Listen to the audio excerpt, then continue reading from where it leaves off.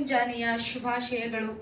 ಕರ್ನಾಟಕ ರಾಜ್ಯ ಕಾನೂನು ಸೇವೆಗಳ ಪ್ರಾಧಿಕಾರ ಬೆಂಗಳೂರು, ಜಿಲ್ಲಾ ಕಾನೂನು ಸೇವೆಗಳ ಪ್ರಾಧಿಕಾರ, ಜಿಲ್ಲಾ ನ್ಯಾಯಾಂಗ ಇಲಾಖೆ, ಜಿಲ್ಲಾ ನ್ಯಾಯವಾದಿಗಳ ಸಂಘ, ಜಿಲ್ಲಾಡಳಿತ, ಜಿಲ್ಲಾ ಪಂಚಾಯತ್, ಬಿಎಲ್ಡಿ ಕಾನೂನು ಶಾಲೆ, ಅಂಜುಮನ್ ಕಾನೂನು ಮಹಾವಿದ್ಯಾಲಯ, ಸಿದ್ದೇಶ್ವರ ಕಾನೂನು ಮಹಾವಿದ್ಯಾಲಯ, ಸಿದ್ಧಸಿರಿ ಕಾನೂನು ಮಹಾವಿದ್ಯಾಲಯ ಮತ್ತು ಸಿಕ್ಯಾಪ್ ಕಾನೂನು ಮಹಾವಿದ್ಯಾಲಯ ವಿಜಯಪುರ ಹಾಗೂ ಎಎಸ್ಎನ್ ಕಾನೂನು ಮಹಾವಿದ್ಯಾಲಯ Nalatwad, Rehmat B A Sirasagi memorial ಕಾನೂನು ಮಹಾವಿದ್ಯಾಲಯ ಕಲ್ಕೇರಿ ಮತ್ತು ಶ್ರೀ ಕಮಲಾಬಾಯಿ ಸಿದ್ದಪ್ಪ ಕರಜಗಿ ಕಾನೂನು ಮಹಾವಿದ್ಯಾಲಯ ತಾಳಿಕೋಟಿ, ಟಿಎಸ್ಪಿ ಮಂಡಳಿ ಕಾನೂನು ಮಹಾವಿದ್ಯಾಲಯ ಸಿಂದಗಿ ಇವರುಗಳ ಸಂಯುಕ್ತಾಶ್ರಯದಲ್ಲಿ ನ್ಯಾಯವನ್ನು ಸಬಲೀಕರಣಗೊಳಿಸುವುದು, ಕಾನೂನು ಸೇವೆಗಳಲ್ಲಿ ಕಾನೂನು ವಿದ್ಯಾರ್ಥಿಗಳ ಪಾತ್ರ, empowering justice the role of law students in legal services ಈ ಕಾರ್ಯಕ್ರಮಕ್ಕೆ ಆಗಮಿಸಿರುವ ಎಲ್ಲ ಗೌರವಾನ್ವಿತರಿಗೆ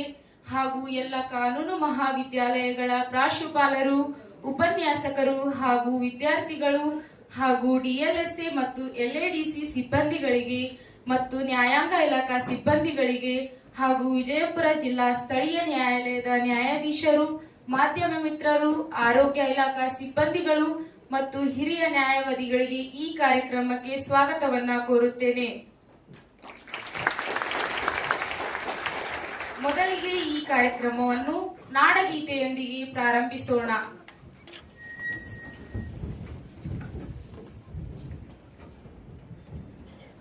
Thank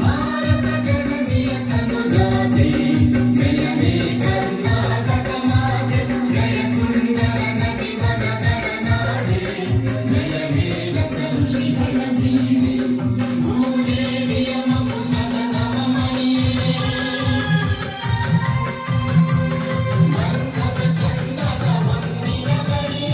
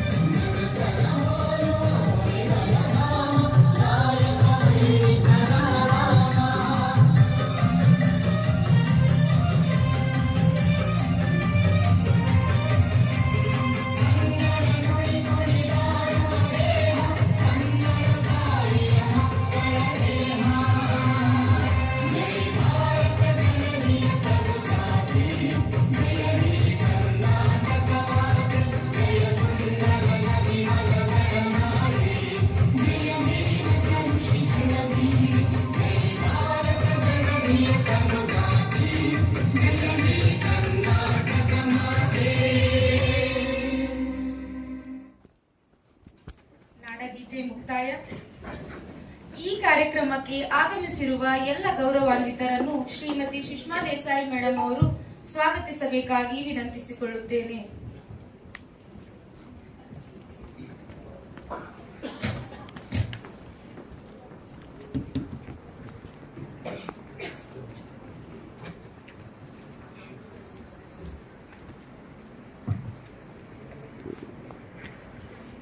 A very good morning to one and all.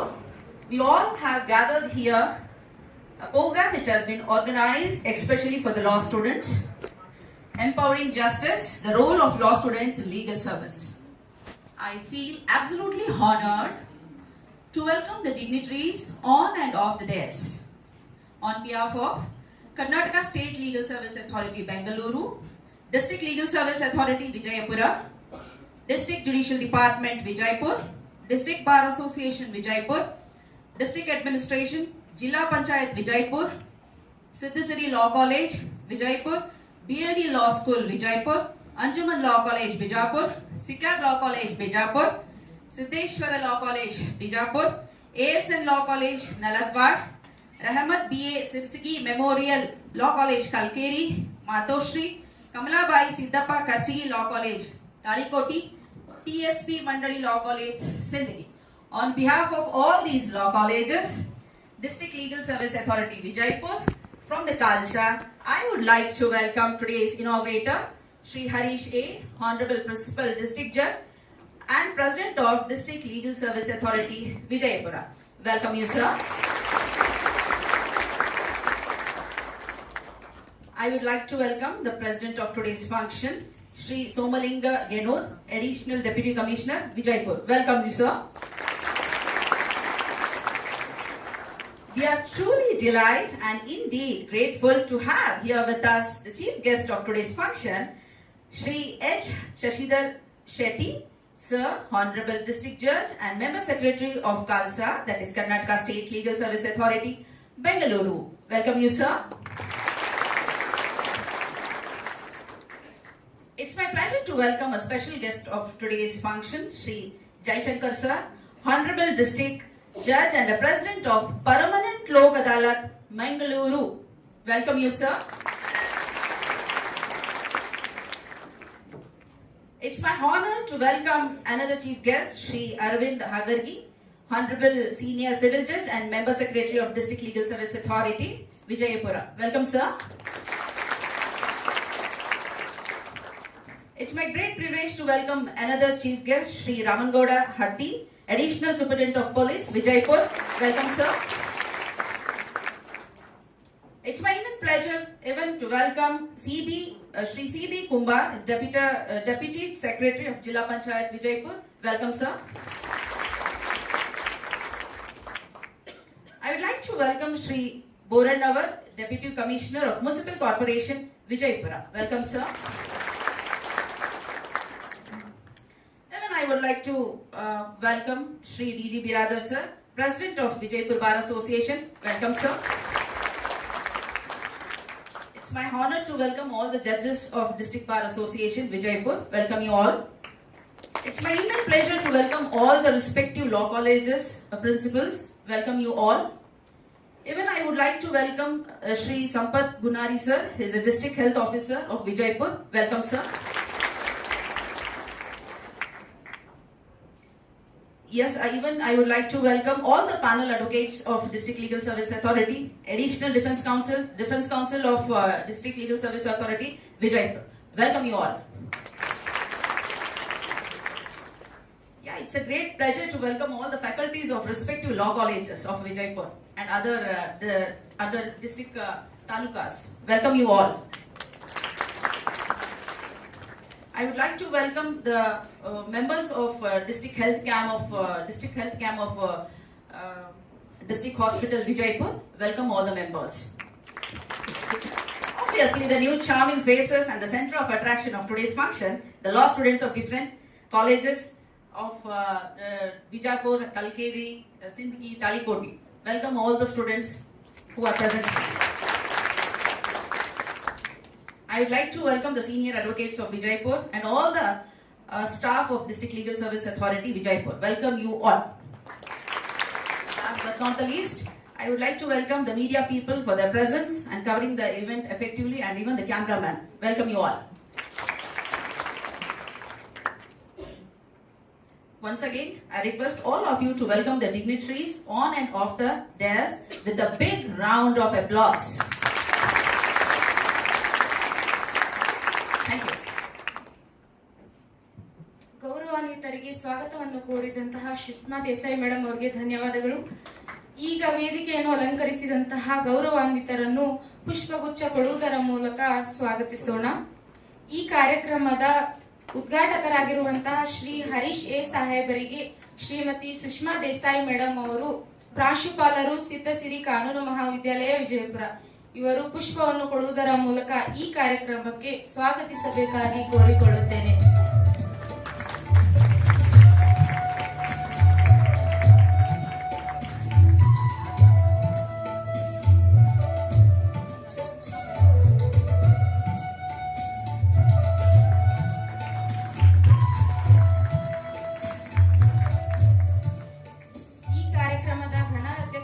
ವಹಿಸಿರುವಂತಹ doctor Anand K, ಮಾನ್ಯ ಜಿಲ್ಲಾಧಿಕಾರಿಗಳು ವಿಜಯಪುರ, ಇವರ ಅನುಪಸ್ಥಿತಿಯಲ್ಲಿ ಶ್ರೀ ಸೋಮ್ನಿ ಕೆಣ್ಣೂರ್, ಅಪರ ಜಿಲ್ಲಾಧಿಕಾರಿಗಳು ವಿಜಯಪುರ, ಇವರಿಗೆ ಶ್ರೀ ಆರ್ ಜಿ ಸಂಜವಾಡ್ ಮಠ್, ಪ್ರಾಂಶುಪಾಲರು, ಸಿದ್ದೇಶ್ವರ ಕಾನೂನು ಮಹಾವಿದ್ಯಾಲಯ ವಿಜಯಪುರ, ಇವರು ಪುಷ್ಪವನ್ನು ಕೊಡುವುದರ ಮೂಲಕ ಈ ಕಾರ್ಯಕ್ರಮಕ್ಕೆ ಸ್ವಾಗತಿಸಬೇಕಾಗಿ ಕೋರಿಕೊಳ್ಳುತ್ತೇನೆ.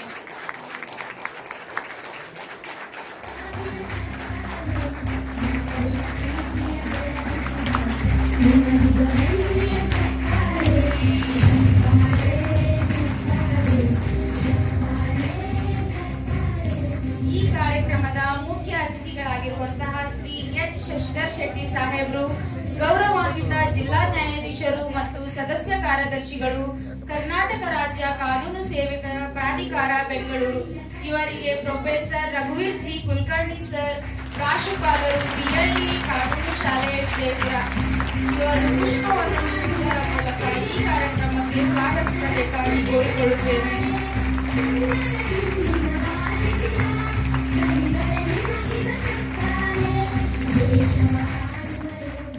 ಅದೇ ರೀತಿ ಈ ಕಾರ್ಯಕ್ರಮದ ಇನ್ನೋರ್ವ ಮುಖ್ಯ ಅತಿಥಿಗಳಾಗಿರುವಂತಹ ಶ್ರೀ ಜಯಶಂಕರ್ ಸಾಹೇಬರು, ಗೌರವಾನ್ವಿತ ಜಿಲ್ಲಾ ನ್ಯಾಯಾಧೀಶರು ಮತ್ತು ಅಧ್ಯಕ್ಷರು, ಕಾಯಂ ಜನತಾ ನ್ಯಾಯಾಲಯ ಮಂಗಳೂರು, ಇವರಿಗೆ ಶ್ರೀ ಎಂಎಸ್ ಖಟಾರಿ, ಉಪ ಪ್ರಾಂಶುಪಾಲರು, ಸಿಗ್ಯಾಪ್ ಕಾನೂನು ಮಹಾವಿದ್ಯಾಲಯ ವಿಜಯಪುರ, ಇವರು ಪುಷ್ಪವನ್ನು ನೀಡುವುದರ ಮೂಲಕ ಈ ಕಾರ್ಯಕ್ರಮಕ್ಕೆ ಸ್ವಾಗತಿಸಬೇಕಾಗಿ ವಿನಂತಿಸಿಕೊಳ್ಳುತ್ತೇನೆ.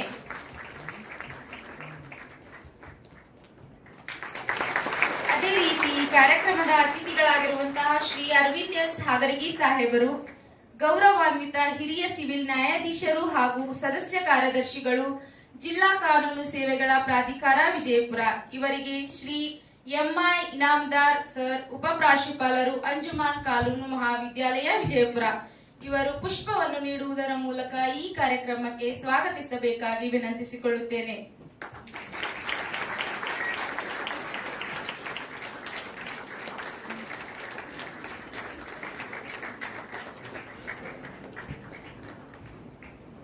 ಅದೇ ರೀತಿ ಈ ಕಾರ್ಯಕ್ರಮದ ಇನ್ನೋರ್ವ ಅತಿಥಿಗಳಾಗಿರುವಂತಹ ಶ್ರೀ ಲಕ್ಷ್ಮಣ್ ನಿಂಬರಗಿ ಸಾಹೇಬರು, ಮಾನ್ಯ ಜಿಲ್ಲಾ ಪೊಲೀಸ್ ವರಿಷ್ಠಾಧಿಕಾರಿಗಳು ವಿಜಯಪುರ, ಇವರ ಅನುಪಸ್ಥಿತಿಯಲ್ಲಿ ಶ್ರೀ ರಾಮನಗೌಡ ಹತ್ತಿ ಸಾಹೇಬರು, ಮಾನ್ಯ ಹೆಚ್ಚುವರಿ ಜಿಲ್ಲಾ ಪೊಲೀಸ್ ವರಿಷ್ಠಾಧಿಕಾರಿಗಳು ವಿಜಯಪುರ, ಇವರಿಗೆ ಶ್ರೀ ನಾನಾಗೌಡ್ ಸಾವಳಗಿ, ಪ್ರಾಂಶುಪಾಲರು, ಟಿಎಸ್ಪಿ ಮಂಡಳಿ ಕಾನೂನು ಮಹಾವಿದ್ಯಾಲಯ ಸಿಂದಗಿ, ಇವರು ಪುಷ್ಪವನ್ನು ನೀಡುವುದರ ಮೂಲಕ ಈ ಕಾರ್ಯಕ್ರಮಕ್ಕೆ ಸ್ವಾಗತಿಸಬೇಕಾಗಿ ವಿನಂತಿಸಿಕೊಳ್ಳುತ್ತೇನೆ.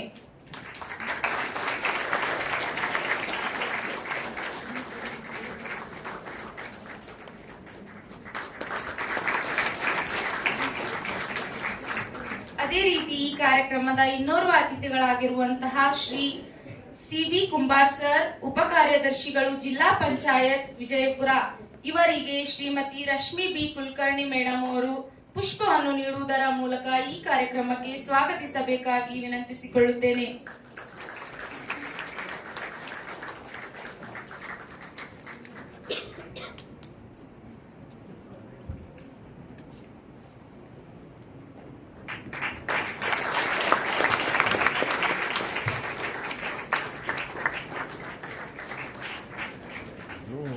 ಅದೇ ರೀತಿ ಈ ಕಾರ್ಯಕ್ರಮದ ಇನ್ನೋರ್ವ ಅತಿಥಿಗಳಾಗಿರುವಂತಹ ಶ್ರೀ ಬೋರಣ್ಣವರ್ ಸರ್, ಮಾನ್ಯ ಉಪ ಆಯುಕ್ತರು, ಮಹಾನಗರ ಪಾಲಿಕೆ ವಿಜಯಪುರ. ಇವರಿಗೆ ಶ್ರೀಮತಿ ಅನಾಮಿಕಾ ಅಗರ್ವಾಲ್, ಪ್ರಾಂಶುಪಾಲರು, ಮಾತೋಶ್ರೀ ಶ್ರೀ ಕಮಲಾಬಾಯಿ ಸಿದ್ದಪ್ಪ ಕರ್ಜಗಿ, ಕಾನೂನು ಮಹಾವಿದ್ಯಾಲಯ ಕರ್ಜಗಿ, ಇವರು ಪುಷ್ಪವನ್ನು ನೀಡುವುದರ ಮೂಲಕ ಈ ಕಾರ್ಯಕ್ರಮಕ್ಕೆ ಸ್ವಾಗತಿಸಬೇಕಾಗಿ ವಿನಂತಿಸಿಕೊಳ್ಳುತ್ತೇನೆ.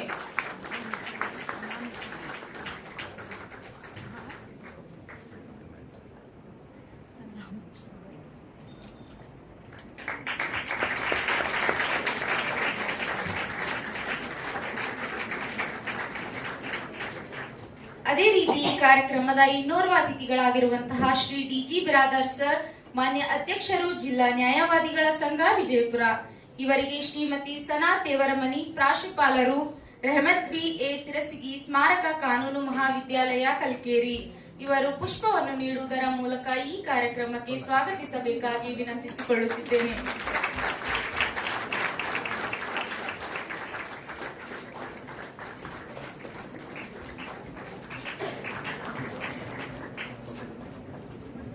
ಅದೇ ರೀತಿ ಈ ಕಾರ್ಯಕ್ರಮಕ್ಕೆ ಆಗಮಿಸಿರುವಂತಹ ಇನ್ನೋರ್ವ ಅತಿಥಿಗಳಾಗಿರುವ ಸಂಪತ್ ಕುಮಾರ್ ಸರ್, ಆರೋಗ್ಯ ಇಲಾಖೆ ವಿಜಯಪುರ. ಇವರಿಗೆ ಶ್ರೀಮತಿ ಸುಷ್ಮಾ ದೇಸಾಯಿ ಮೇಡಮ್ ಅವರು ಪುಷ್ಪವನ್ನು ಕೊಡುವುದರ ಮೂಲಕ ಈ ಕಾರ್ಯಕ್ರಮಕ್ಕೆ ಸ್ವಾಗತಿಸಬೇಕಾಗಿ ವಿನಂತಿಸಿಕೊಳ್ಳುತ್ತಿದ್ದೇನೆ.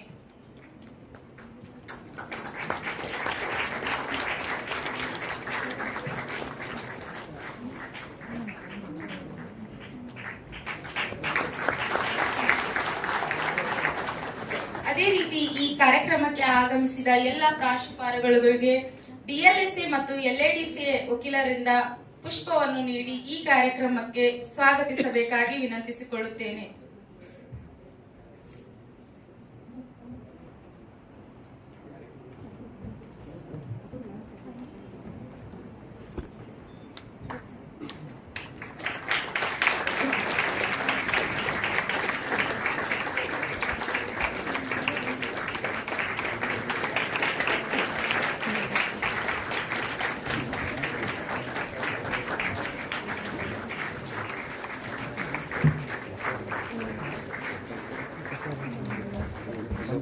ಪುಷ್ಪಗುಚ್ಛವನ್ನು ವಿತರಿಸಿದ ಹಾಗೂ ಸ್ವೀಕರಿಸಿದ ಎಲ್ಲರಿಗೂ ಧನ್ಯವಾದಗಳು.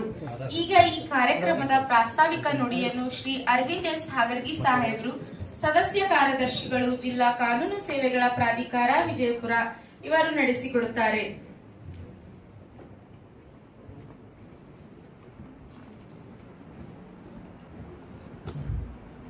ನಮಸ್ಕಾರ.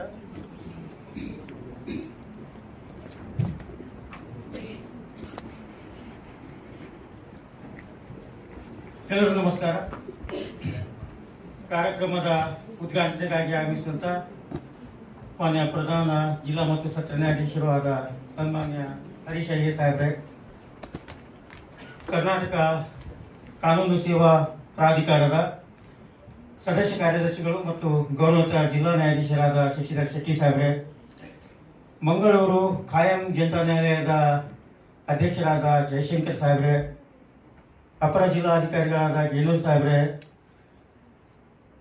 ಜಿಲ್ಲಾ ಆರೋಗ್ಯಾಧಿಕಾರಿಗಳಾದಂಥ ಗುಣಾರಿ ಸಾಹೇಬ್ರೆ, ಅಪರ ಪೊಲೀಸ್ ವರಿಷ್ಠಾಧಿಕಾರಿಗಳಾದಂಥ ಹತ್ತಿ ಸಾಹೇಬ್ರೆ, ವಕೀಲರ ಸಂಘದ ಅಧ್ಯಕ್ಷರೇ, ಜಿಲ್ಲಾ ಪಂಚಾಯತ್ ಯೋಜನಾ ಅಧಿಕಾರಿಗಳೇ, ಇಲ್ಲಿ ನೆರೆದಂಥ ಎಲ್ಲ ನನ್ನ ಆತ್ಮೀಯ ಲಾ ಕಾಲೇಜ್, ಗೌರವಿತ ಲಾ ಕಾಲೇಜ್ ಪ್ರಾಂಶುಪಾಲರೇ, ಉಪ ಪ್ರಾಂಶುಪಾಲರೇ, ಪ್ರಿಯ ವಿದ್ಯಾರ್ಥಿ ಮಿತ್ರರೇ, ಪ್ಯಾನಲ್ ಅಡ್ವೊಕೇಟ್ಸ್ಗಳೇ, ಎಲ್ಇಡಿಸಿ ಕೌನ್ಸಿಲ್ಗಳೇ, ಡಿಎಲ್ಎಸಿ ಸಿಬ್ಬಂದಿಗಳೇ ಮತ್ತು ಈ ಕಾರ್ಯಕ್ರಮದ ಕೇಂದ್ರ ಬಿಂದುಗಳಾದಂಥ ನನ್ನ ಪ್ರೀತಿಯ ಕಾನೂನು ವಿದ್ಯಾರ್ಥಿಗಳೇ, ಇವತ್ತು ನಾವು ಕಾನೂನು legal aid, we are here to ignite the minds of future about the legal aid to the needy people. The constitutional rights enshrined under Article 39A, which was taken the shape of statutory rights under Section 12 of Legal Service Authorities Act 1987 and Section 304 of CRPC, is still not achieved its milestone as expected. So we are here as a part of legal aid institution to spread the message that the right of legal aid must be not deprived to the needy. So we are here to ignite the minds of the law students to make their endeavor to see that each one who is entitled for the free legal aid, he must get it quality legal aid. Legal aid means not a legal aid. It must be quality legal aid and timely legal aid. So with all these visions, we are here to ignite the minds, to take the vision forward, to provide legal aid to all the needy people of this great country. Thank you all. ಕಾರ್ಯಕ್ರಮದ ಕುರಿತು ಪ್ರಾಸ್ತಾವಿಕ ನುಡಿಗಳನ್ನಾಡಿದ ಸಾಹೇಬರಿಗೆ ಧನ್ಯವಾದಗಳು. ಈಗ ಈ ಕಾರ್ಯಕ್ರಮದ ಪ್ರಮುಖ ಘಟ್ಟ ಉದ್ಘಾಟನೆ. ಇದನ್ನು ವೇದಿಕೆಯ ಮೇಲಿನ ಎಲ್ಲ ಗೌರವಾನ್ವಿತರು ಹಾಗೂ ಈ ಕಾರ್ಯಕ್ರಮದ ಉದ್ಘಾಟಕರು ಸಸಿಗೆ ನೀರುಣಿಸುವುದರ ಮೂಲಕ ಈ ಕಾರ್ಯಕ್ರಮವನ್ನು ಉದ್ಘಾಟಿಸಬೇಕಾಗಿ ವಿನಂತಿಸಿಕೊಳ್ಳುತ್ತಿದ್ದೇನೆ.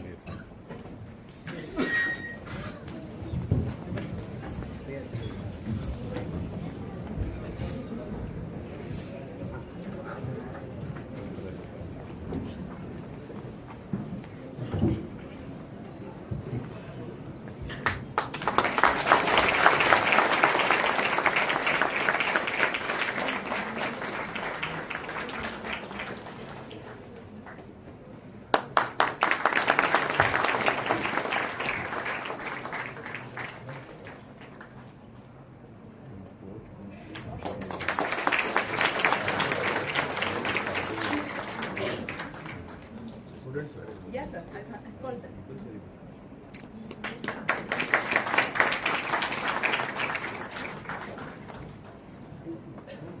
Come, run.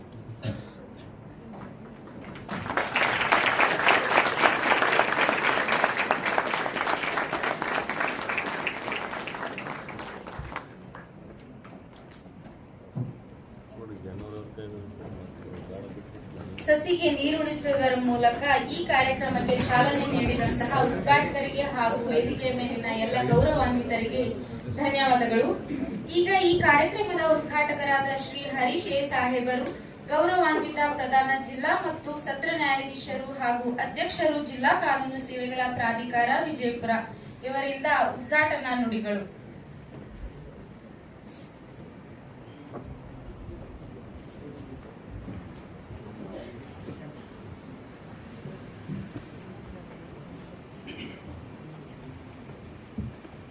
Good morning to all.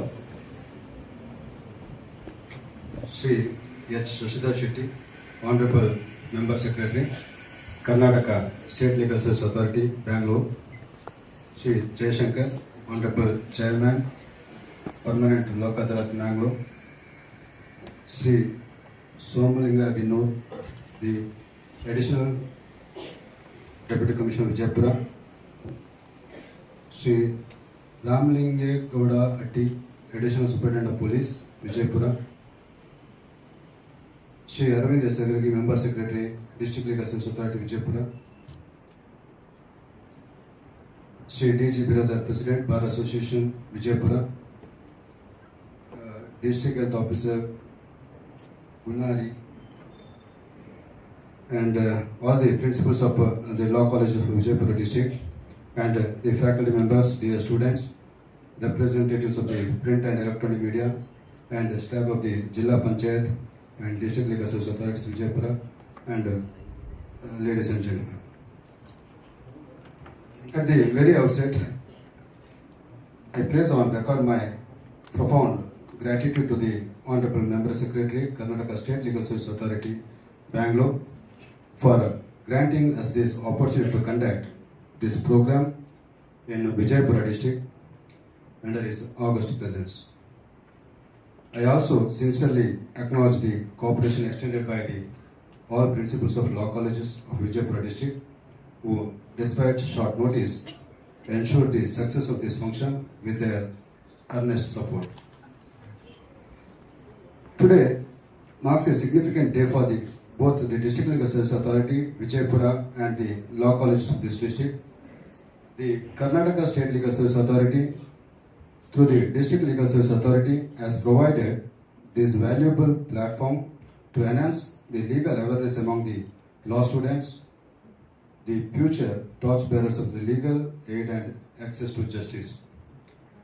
It is well known that the establishment and functioning of law colleges are governed by Part 4 of the Bar Council of India rules and the Rules of Legal Education 2008. Entry number 11 of the Schedule 3 therein mandates every law college to establish and run a legal aid clinic which must function in cooperation with the District Legal Service Authority and the Taluk Legal Services Committees. This statutory mandate is also enshrined under Section 4, Subclause K of the Legal Service Authorities Act 1987, which envisages the functioning of legal aid clinics in law colleges under the guidance and coordination of legal service authorities. In furtherance of this statutory obligation, the Honorable National Legal Services Authority, in consultation with the Bar Council of India, issued a standard operating procedure on 24/10/2021, released by the then Honorable Chief Justice of India and the Chairman NALSA to streamline the functioning of legal aid clinics. As per the SOP, the law colleges were required not only to establish such clinics within their campuses, but also extend them beyond the campus. In collaboration with the District Legal Services Authority to reach out to marginalized sections of the society. The very purpose of inculcating the practice of legal aid among the students is to imbibe in them a spirit of service to the underprivileged and marginalized, reminding them that the noble profession of law is not to be viewed merely as a pursuit of pecuniary gain, but as a solemn duty towards society. In this regard, I am reminded of the profound words of Justice P.N. Bhagavati, the former Chief Justice of India. I quote, "Legal aid is not a charity or bounty, it is an obligation of the state and a right of every citizen," unquote. This obligation extends to every aspiring lawyer, for they are the future pillars of our judicial system. It is expected that the students of law must cultivate the habit of extending assistance to those in need, particularly to the poor and disadvantaged who cannot afford professional legal services. In doing so, you not only bring justice within their reach, but also bring dignity and hope into their lives. Therefore, it is the solemn duty of the law colleges and their students to establish and operate legal aid clinics effectively. In close coordination with the District Legal Services Authority, I am confident that the law colleges within the jurisdiction of DLSA, Vijaypura, will rise to this occasion and set an example in rendering service to society through their earnest efforts in the field of legal aid. At this stage, I mean, see, last week, Madam met me, and even BLD Law College Principal and Vice Principal, I think, they met me. ಇನ್ನೂ ನಿಮ್ಮ ಕಾಲೇಜಲ್ಲಿ legal aid clinic open ಆಗಿಲ್ಲ ಅಂತ. So but ಮೆಮೊರನ್ of understanding ಒಂದು ಮಾಡ್ಕೋಬೇಕು ಅಂತ ಹೇಳಿ so BLD they have given on representation, I think, to the DLSA. So ಅದನ್ನು ಇವತ್ತು ನೀವು ಸಾಹೇಬ್ರಿದ್ದಾರೆ ಮಾತಾಡ್ಬಿಟ್ಟು ಯಾವ ರೀತಿ ಫಾರ್ಮಾಲಿಟೀಸ್ ಮೀನ್ ಯಾವ ರೀತಿಯ ಫಾರ್ಮ್ಸ್ ಇರಬೇಕು ಅನ್ನೋದನ್ನು ನೀವು you can finalise today. With these words, I once again extend my heartfelt thanks to all the dignitaries and participants and the students gathered here today. May this initiative mark the beginning of renewed commitment to justice, equality and service. Thank you. Jai Hind, Jai Karnataka. ಈ ಕಾರ್ಯಕ್ರಮದ ಉದ್ಘಾಟನಾ ನುಡಿಗಳನ್ನು ಮಾಡಿದ ಉದ್ಘಾಟಕರಾದ Shri Harish A ಸಾಹೇಬರಿಗೆ ಧನ್ಯವಾದಗಳು. ಈಗ ಈ ಕಾರ್ಯಕ್ರಮದ ಮುಖ್ಯ ಅತಿಥಿಗಳಾಗಿರುವಂತಹ ಶ್ರೀ ಗೌರವಾನ್ವಿತ ಶ್ರೀ ಎಚ್ ಶಶಿಧರ್ ಶೆಟ್ಟಿ ಸಾಹೇಬರು, ಗೌರವಾನ್ವಿತ ಜಿಲ್ಲಾ ನ್ಯಾಯಾಧೀಶರು ಮತ್ತು ಕರ್ನಾಟಕ ರಾಜ್ಯ ಕಾನೂನು ಸೇವೆಗಳ ಪ್ರಾಧಿಕಾರ ಬೆಂಗಳೂರು, ಇವರು ಈ ಕಾರ್ಯಕ್ರಮದ ಕುರಿತು ತಮ್ಮ 4 ನುಡಿಗಳನ್ನು ಆಡಬೇಕಾಗಿ ವಿನಂತಿಸಿಕೊಳ್ಳುತ್ತೇನೆ.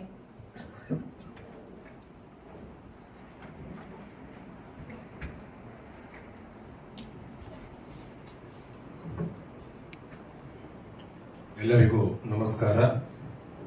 A very warm good morning to one and all.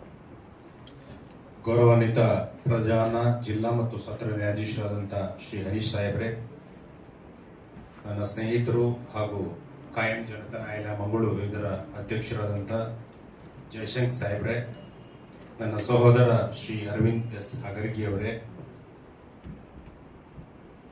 Vijayapura ಜಿಲ್ಲಾ ನ್ಯಾಯವಾದಿಗಳ ಸಂಘದ ಅಧ್ಯಕ್ಷರಾದಂಥ ಶ್ರೀ ಡಿ.ಜಿ. ಬಿರಾದರ್ ಅವರೇ, ಇಲ್ಲಿ ನೆರೆದಿರ್ತಕ್ಕಂಥ ಎಲ್ಲ ಲೀಗಲ್ ಏಡ್ ಡಿಫೆನ್ಸ್ ಕೌನ್ಸಿಲ್ನ ಚೀಫ್ ಹಾಗೂ ಅಸಿಸ್ಟೆಂಟ್ ಲೀಗಲ್ ಏಡ್ ಕೌನ್ಸಿಲ್ಸ್ ಅವರೇ, ಪೆನಲ್ ಅಡ್ವೊಕೇಟ್ಸ್ ಅವರೇ, ವಕೀಲ ಮಿತ್ರರೇ, ವೇದಿಕೆ ಮೇಲೆ ಆಸೀನರಾಗಿರ್ತಕ್ಕಂಥ ಎಲ್ಲ ಗೌರವಾನ್ವಿತ ಆಹ್ವಾನಿತರೇ,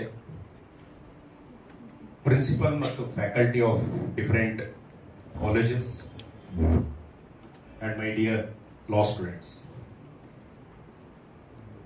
To begin with, I must congratulate all the law colleges.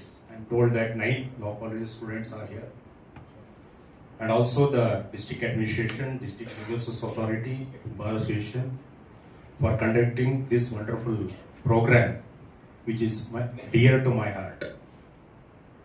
The SOP which little ago mentioned by my friend was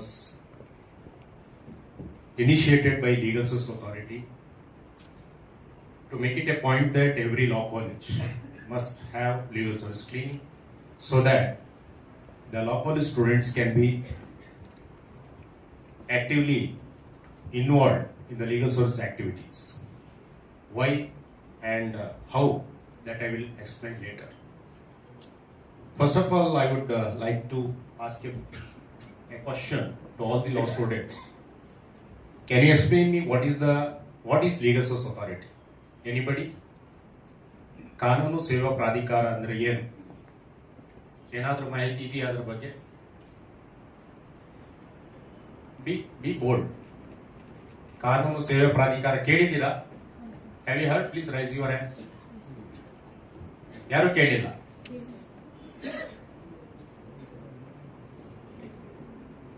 And ಅದರ ಆಕ್ಟಿವಿಟೀಸ್ ಏನಂತ ಗೊತ್ತಾ? Can you tell me one activity? Okay. Yes, sir. You please.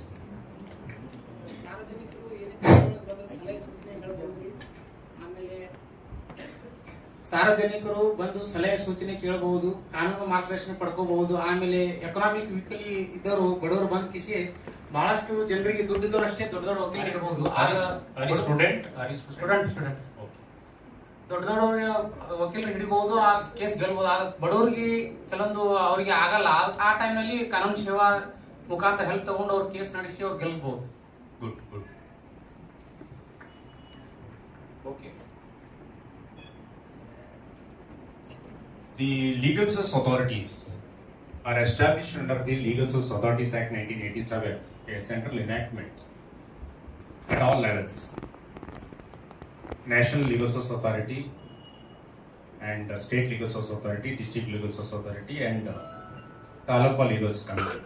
That means to say the legal service authorities are established at all levels, means national level, state level, district level and Taluka level.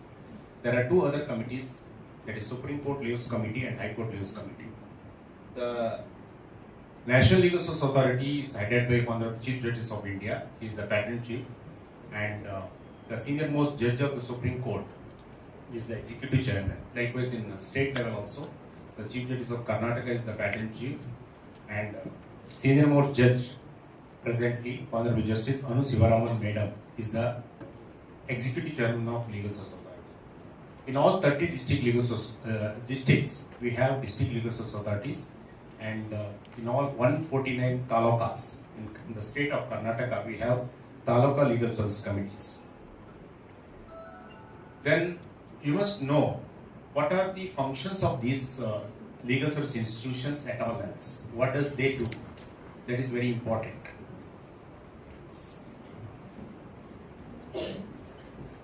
See, first and foremost is about creating legal awareness. As already it is told to you,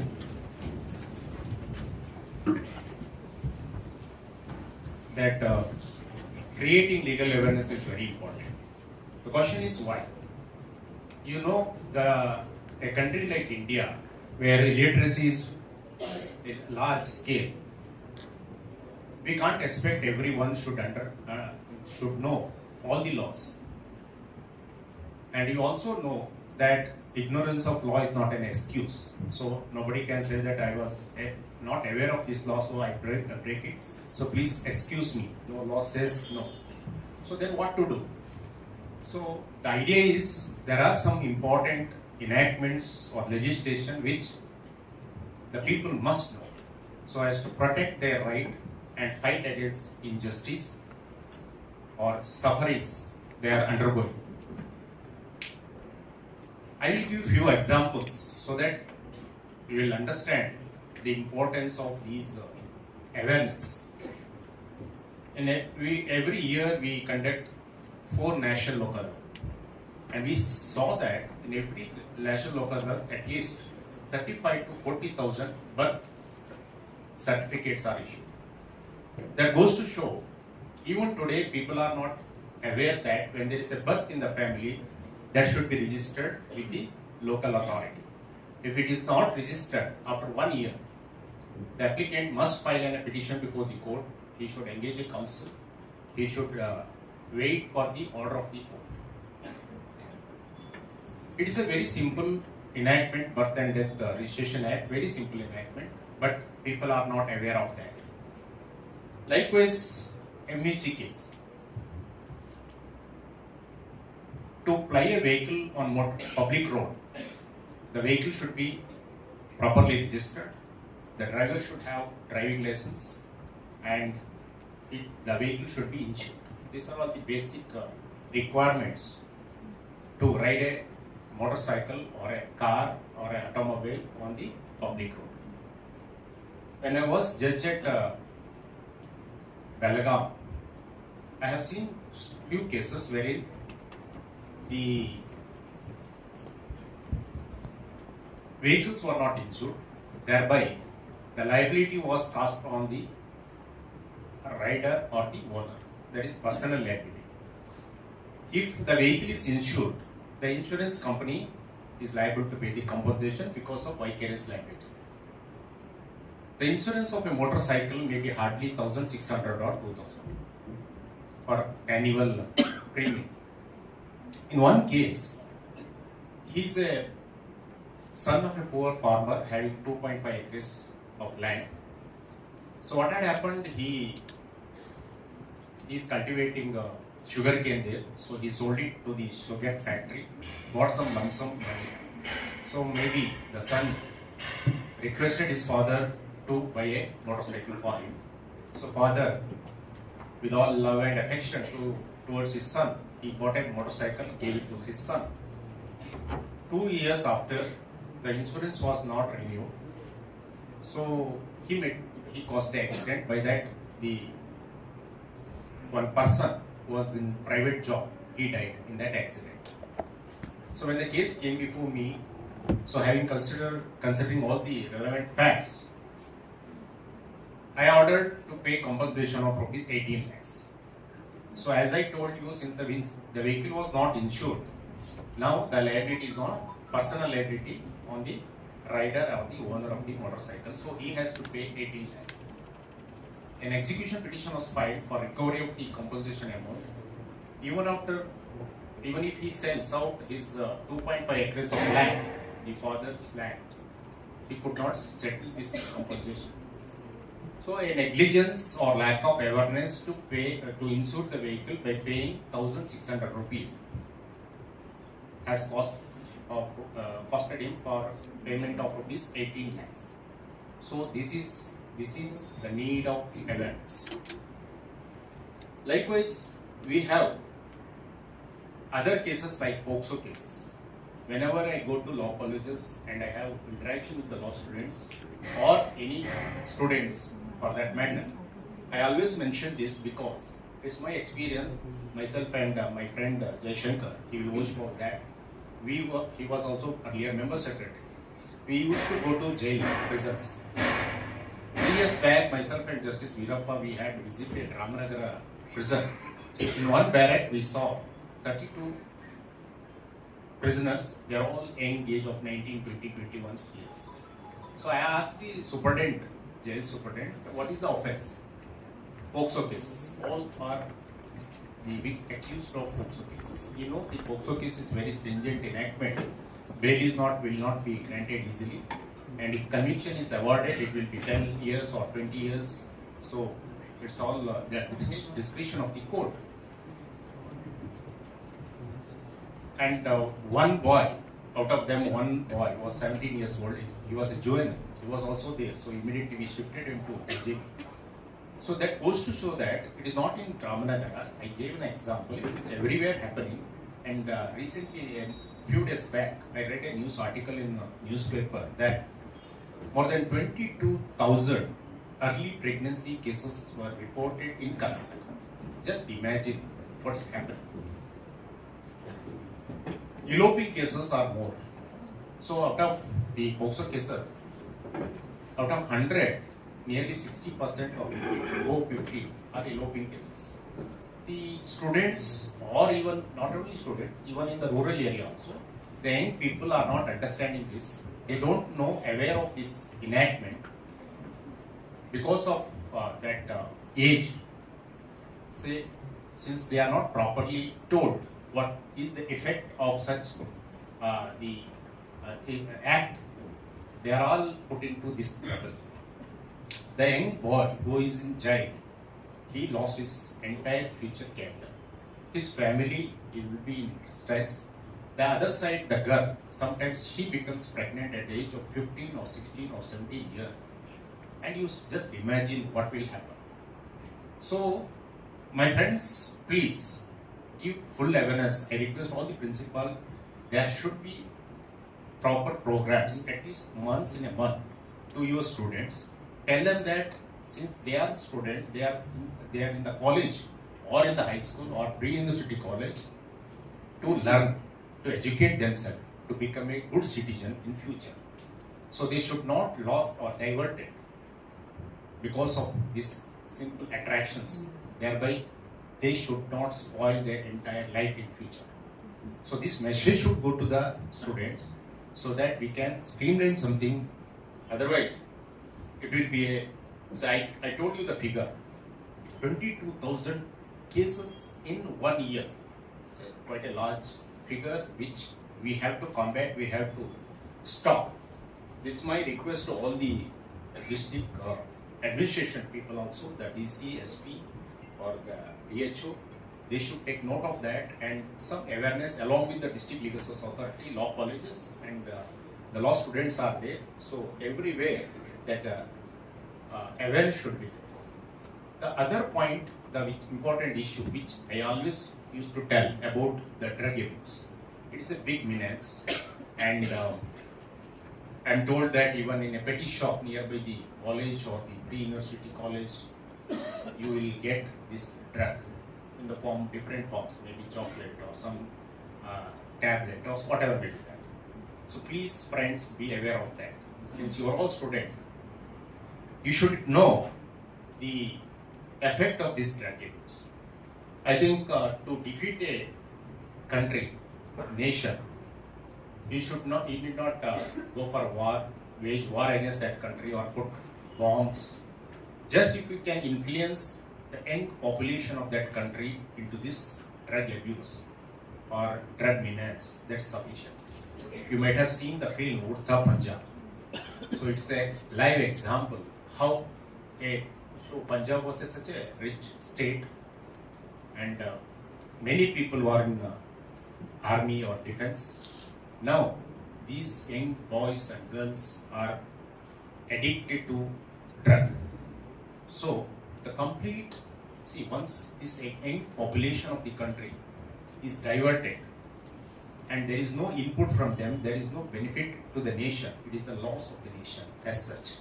At bigger level, if you see, otherwise they would have been the best citizens, useful citizens, as per Article 51A of the Constitution. It is the duty of every citizen to strive hard and become a best citizen, useful citizen to the nation. But because of this menace, which is not properly regulated, I don't know what is the statistics sector. Bijapur, I am now getting the statistics from all the district, and we want to have at Khalsa, we want to have a big drive or a campaign against this drug abuse, and we are planning to have this in recent future, in 1 or 2 months, and it will be not only in Bangalore, throughout the state of Karnataka. So we have to create. At that time, we will request all the law colleges also. So there should be maximum programs in all colleges, high school, pre-university, medical, engineering, even in the prison also. So that an awareness should go to the public at large, the parents, and also the students about this menace, and nobody, and the role of district administration is also very, very important. The police should detect. Actually, arresting the person, the consumer of the drug, is not important, or it's not a big issue according to me. According to the law, the legal source authority scheme says they are the victims of drug abuse. You have to tackle those people who are trafficking, who are peddling, or the drug branders. Please catch hold of such people and punish them through the process of law, so that we can stop such supply or manufacturing. So please do that, and I request the police department of Vijaypur to take effective steps in this regard, and legal service authorities with you. The other aspect is 3 important illegal business throughout the world. If you consider that, not only in India I'm talking, it is the world. The big racketing is one illegal arms dealing of arms, and second one is drug abuse, means drug peddling or the trafficking. The third one is human trafficking. So I have seen in the newspaper about the missing children. In many districts, the number of missing children, of course it is only reported, unreported are many more. So the reported cases are several hundreds. But what the departments are doing, the concerned stakeholders are doing, it is question mark.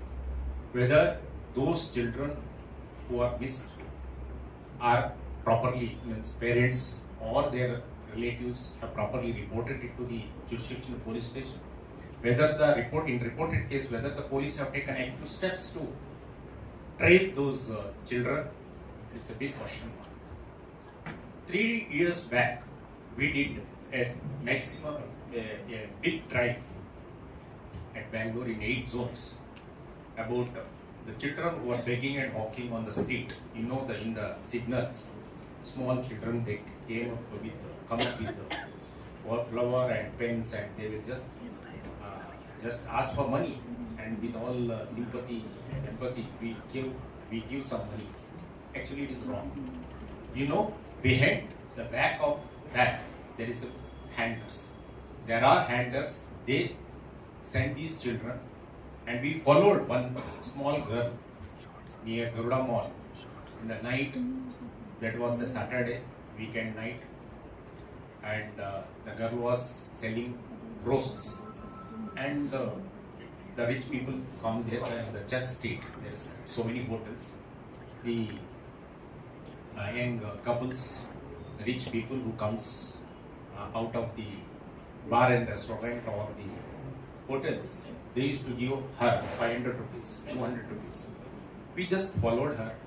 After collecting handful of money, I think maybe 2,000 or 3,000 rupees, she went down that road. After 1 furlong, there were 6-7 women sat and they were eating biryani. This girl handed over that money to the one of the women, and again came back and again started that protein practice. So what does it show? So it shows it is a business for livelihood for some people who are handlers of these missing children. And in this survey, we found out 723 children in Bangalore only in 8 zones who are begging and hawking. And out of that, we assume and we predicted that more than 30 children are trafficked. See, friends, be aware of it and please be sensitive about this issue. And I will tell you one more case. In one survey, some NGOs have done that. They took a photograph of this, you may be knowing Gambarata. So they allow small child to walk over a road. So somebody took that photo and it came up in a national newspaper. So the boy, very fair boy, about 6-7 years old, by the time he trafficked or kidnapped about 3 years back. So the father is from Madhya Pradesh. He saw that photo.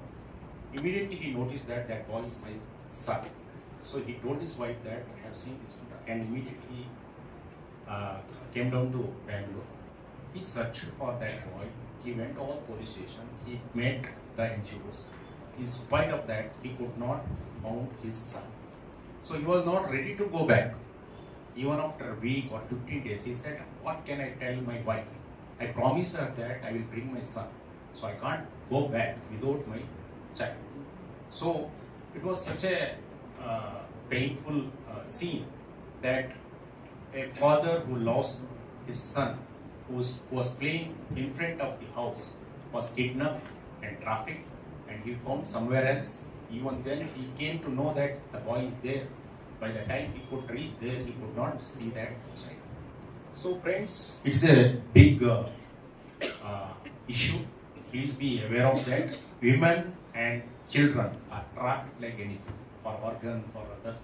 There are so many other reasons. But please, whenever there is a missing child in the school, it should be immediately reported to nearest legal source authority, or the police, or the principal or headmaster of the school, so that some action can be taken. If there is any delay, then the child is lost. If it is immediately reported, something can be done. So please give awareness in the village also. Because sometimes in village, the people are not aware of that. They think that child is lost, so I can't do anything. No, it is their right to get back the child, so awareness is required. Then right to senior citizen. I will just give one example. Vijay Singhania is the owner of Raymond's company. You have heard and you know Raymond's company is more than 10,000 crore worth property or empire. What had happened out of love and affection, he executed a gift deed in favor of his son Gautam Singhania. So all 10,000 crore rupees empire, Raymond's company was gifted over to his son. Once donor gives his property to the donee, he becomes the owner of the property. There was in Mumbai, Vijay Singhania had a palace West Bengal of the 10 floors, I think. So son said, "Father, I want to demolish this and I will build a new one." So he said, "Okay, do that."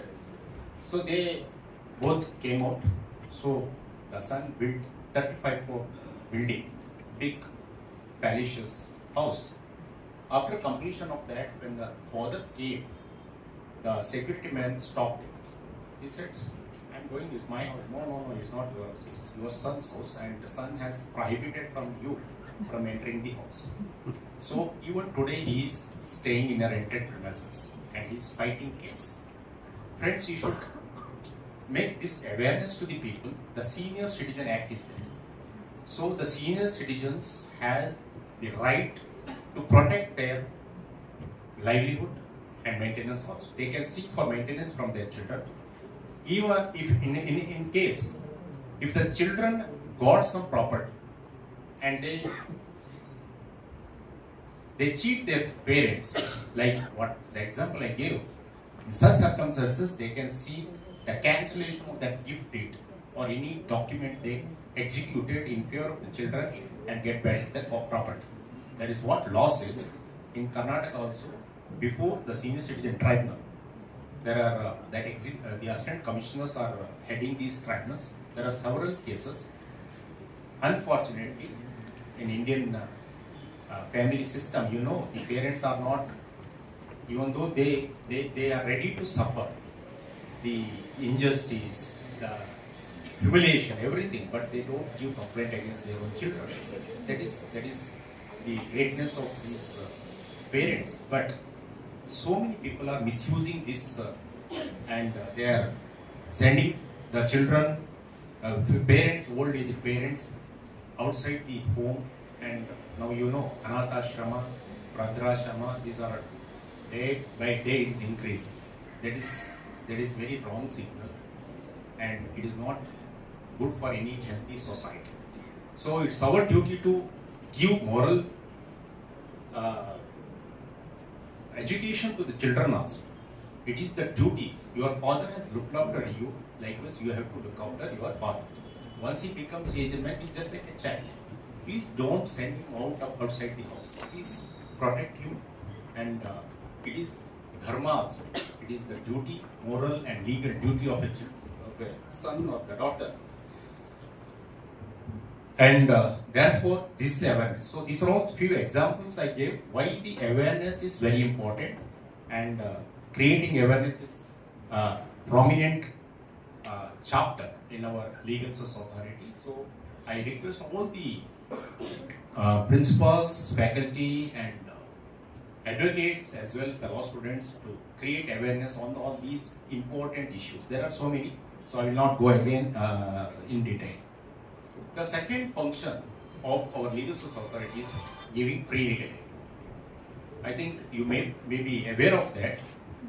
Under Article 39A of the Constitution, it is the duty of the state government, or state, means central or state, to provide free legal aid to those people who are weaker or marginalized section of the society and who cannot fight against the injustice.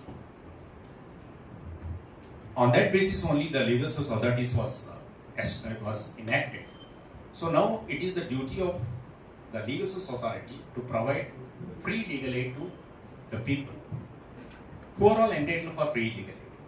So as my friend said, Section 12 of the Legal Source Authorities Act, it says the woman, the minor, the SC/ST community people, the mentally ill persons, disabled persons, the workmen, and the people who suffered due to man-made or natural disaster, and any persons whose annual income is below 3 lakhs. These are all the people who are entitled or eligible to get free legal aid. Even otherwise, the National Legal NALSA Regulation 2010 says that even if the people are not covered under Section 12, sometimes, as the example I gave the Vijay Singhania, if he requests the legal aid, then we can provide it through our pro bono advocate.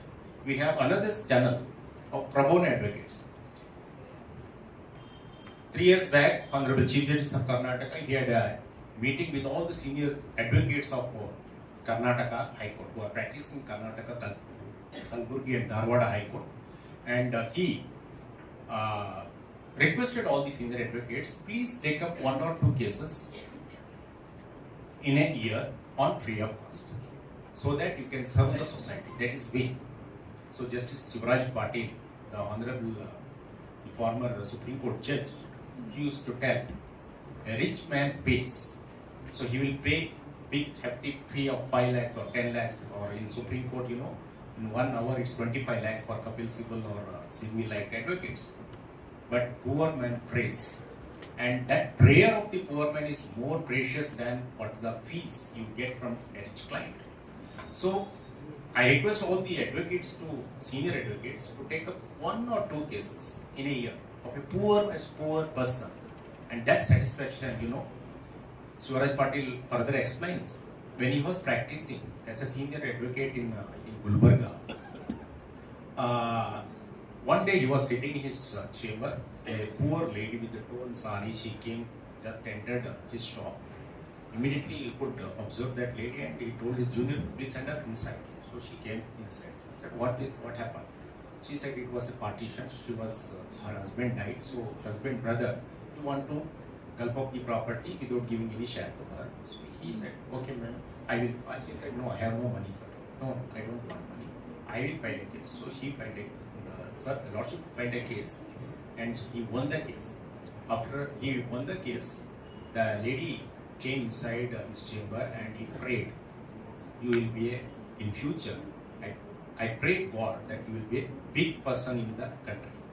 So he says, it is not my effort that I became a judge in Supreme Court. Maybe the prayers of those people, the poor people whom I serve, that has helped me.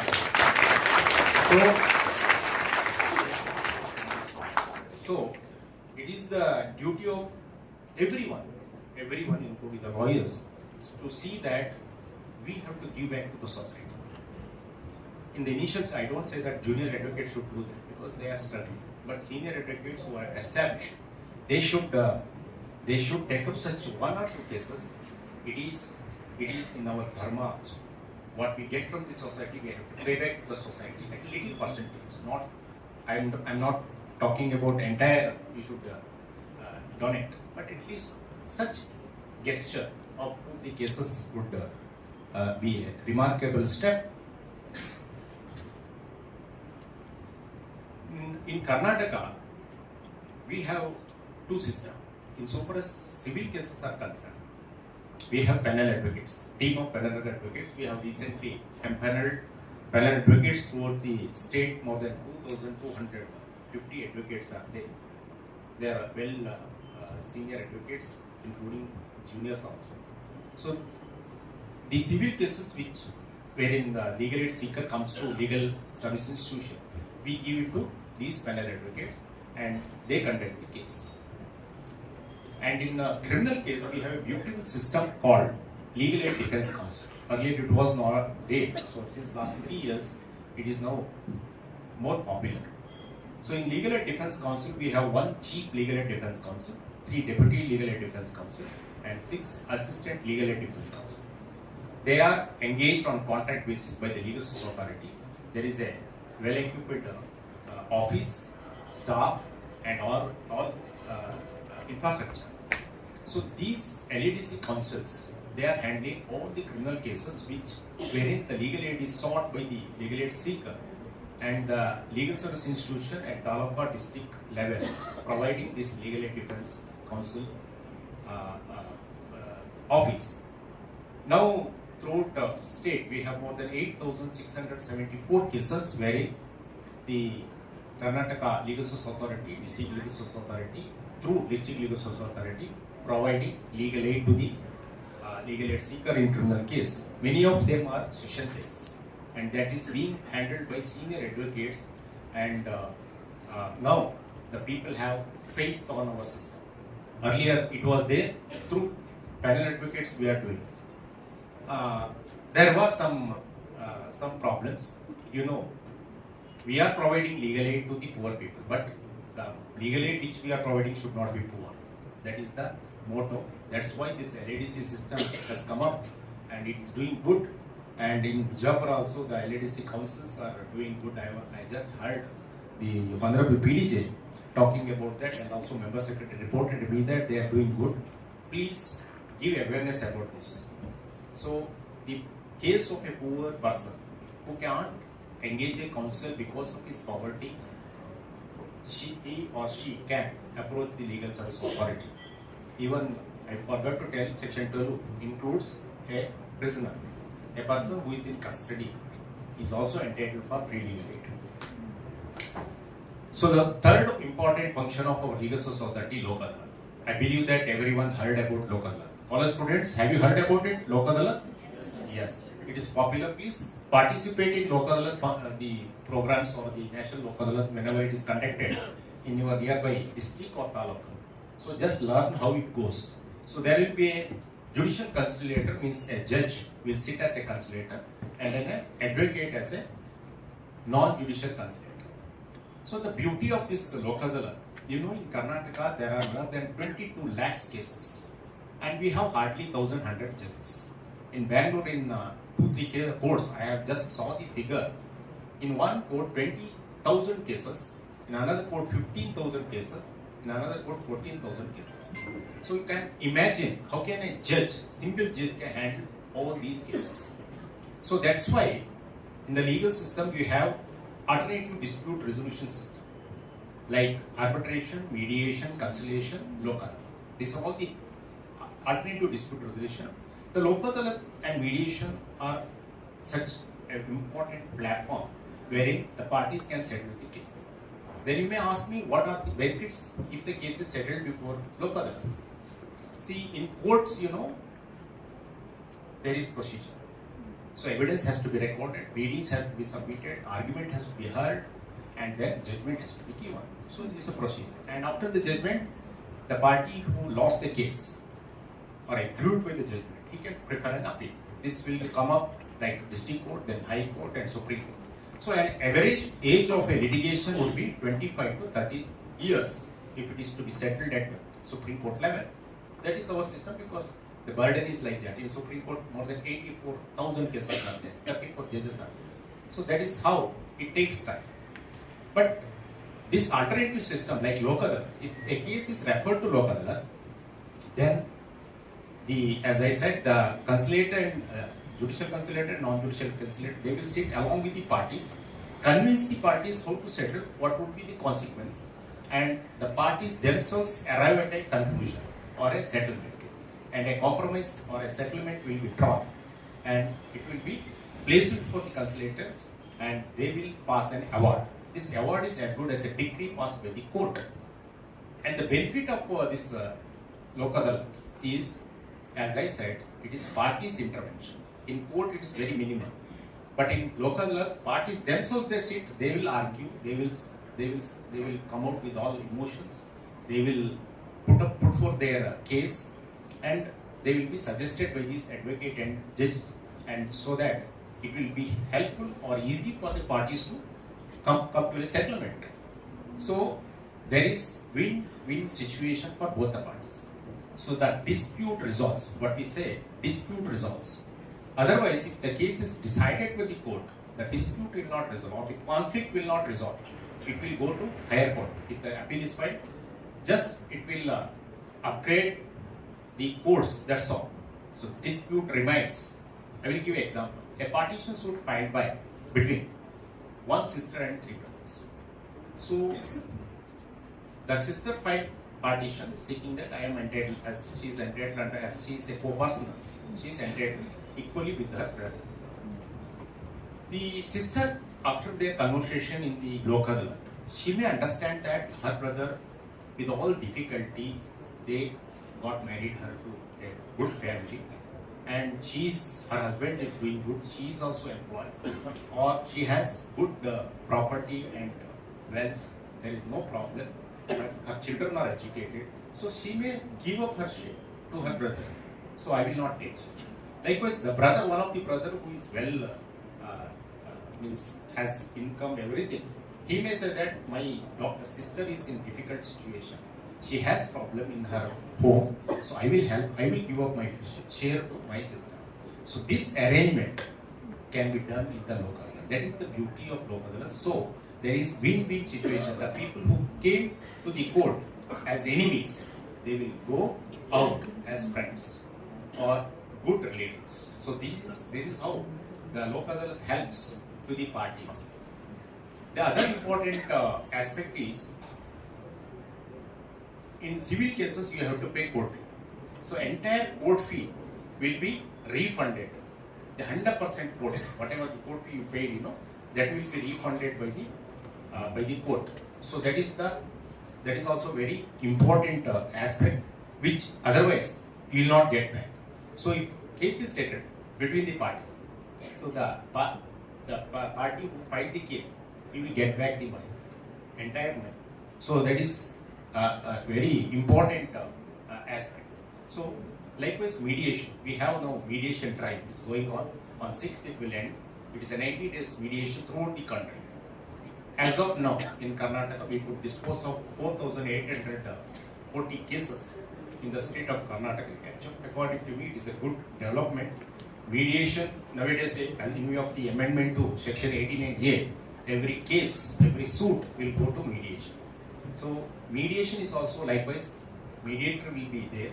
One mediator will be there. He will act as a facilitator to settle the case between the parties. Here also, the parties sit together. They decide what should be their conclusion, how the case should be settled.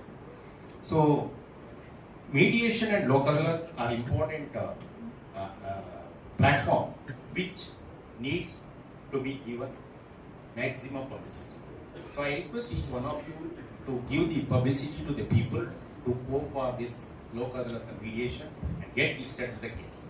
And the important aspect of this local law, once the case is settled in the mediation or in the local, there ends the matter. No appeal, nothing. No party can file an appeal. Otherwise, I told you, from the civil court, the district court, the high court, Supreme Court, it's the right of appeal. That is not there. So it bars, the Legal Source Authority Act bars that once the case is settled in local law, it cannot be taken up to higher court by way of appeal. So if the case is settled today, there ends the matter. So you get property immediately. Otherwise, if the court passes a judgment, though you got the property or some shade as per the judgment of the court, you have to wait if he files appeal. So please give more publicity about this. The fourth function of the Legal Source Authority is payment of victim compensation scheme. Victim compensation scheme is also important aspect which we have to give awareness to the people. Any person who is victim of a crime, then he is entitled for compensation. Basically under section 357 earlier, now BNS 396, it is the duty of the state, duty of the accused who has committed the offense. It is just a criminal offense and a tort. In foreign countries, they file a suit for damages to recover the damage caused by, for example, if a murder is committed. Murder is a criminal offense. At the same time, the dependents of the murdered person, deceased, they can file a suit for damages, and it is their right to get the compensation. So in the law in India also, it says that basically it is the duty of the accused. So the court can order for fine as well as compensation payable to the victim. But you know, in a country like India, so the accused are also poor. So if you order for 10 lakhs compensation, he will not be in position to pay the compensation. Ultimately, who is the sufferer? The victim. He will not get a single rupee, even though there is an order. It's a paper order. That's all. That's why that amendment came into force because of the report of Mandimati Committee.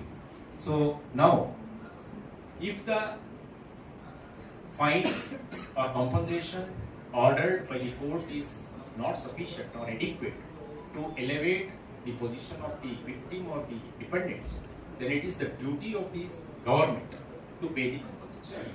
So in Karnataka already more than 796 cases are there, and we requested the government to disperse the money, and we got nearly 30 crores and we are distributing it to all the victims.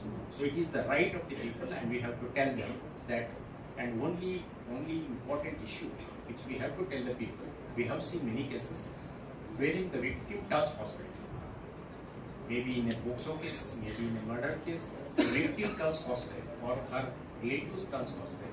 And law says that if the victim turns hostile or does not support the prosecution or at the trial stage, then that victim is not entitled for compensation. In one case in Mangalore, a Muslim lady, she was the victim. She was promised by the accused side that he will remarry her. So it was a rape case, and she believed, and she's done hostile in the court. She said he has not committed anything wrong. So he was acquitted. After acquittal, he refused to marry. Then she moved an application to state authority saying that please pay compensation. I believed him that he will marry me, but he cheated me. So it is already she has lost her right. So this is also very important. We have to tell the people that she should support the prosecution as well the court during the trial stage so as to get the compensation. Otherwise, she will lose her right to get the compensation. Then implementation of NALSA schemes. See, there are more than 14 NALSA schemes on various subjects which are related to weaker and downtrodden or marginalized section of the society, like acid attack victims, poverty alleviation scheme, natural disaster scheme, mentally ill person, senior citizen. So these are all the schemes which will directly affect the right of the people who are weaker or marginalized section. And also one important issue which I want to highlight is about the government schemes. You know, various government departments, there are several government departments and various government departments have its own schemes.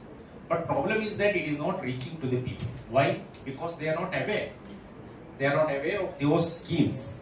That's why the duty of we people is to give awareness to the society as well as the duty of the district administration.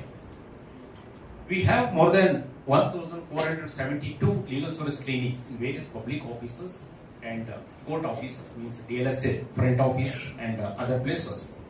And we have one NALSA helpline. So you must note down this number 15100. 15100 is the NALSA helpline. Any person or any legal aid seeker or any problem is there regarding to the legal issue, they can contact this number or call this number so that we have trained advocate in this who are attending this helpline. There are 2 advocates in every front office in all district courts as well, means DLSA office as well as in the state level, so that if a call is there, they will attend and they will properly guide the people how to go about. For example, if there is a missing child missing case, if the information is given to this number or child helpline 1409, so immediately the government department, the departments will activate and they will try to help the parties. And this awareness you have to give in rural area also. So it will be very easy. They may not be knowing where to go, whom to contact for getting the legal help. But just by phone they can contact this legal helpline and they can get the legal services. Now finally coming to the role of law colleges and law students. Why we have called you on? And you may question me why we are here. We law students, what is our role in legal service activities? Actually your role is very, very important. As in the beginning, the speakers told you, under various enactments and also the NALSA regulation, it mandates that every law college should have one legal service clinic inside the college. And as per the SOP released by Honorable Justice ULL, there should be a legal service clinic outside the clinic also. So this legal service clinic should have empaneled PLB students. So the students should be empaneled at least from 3rd year onwards or 2nd year onwards. They should empanel themselves as student PLBs in this legal service clinic. Then please go through the NALSA helpline, the regulation 2011 and 2030 as well as this SOP. I believe that it is already circulated to you all. Please get the copy of that. Please go through that.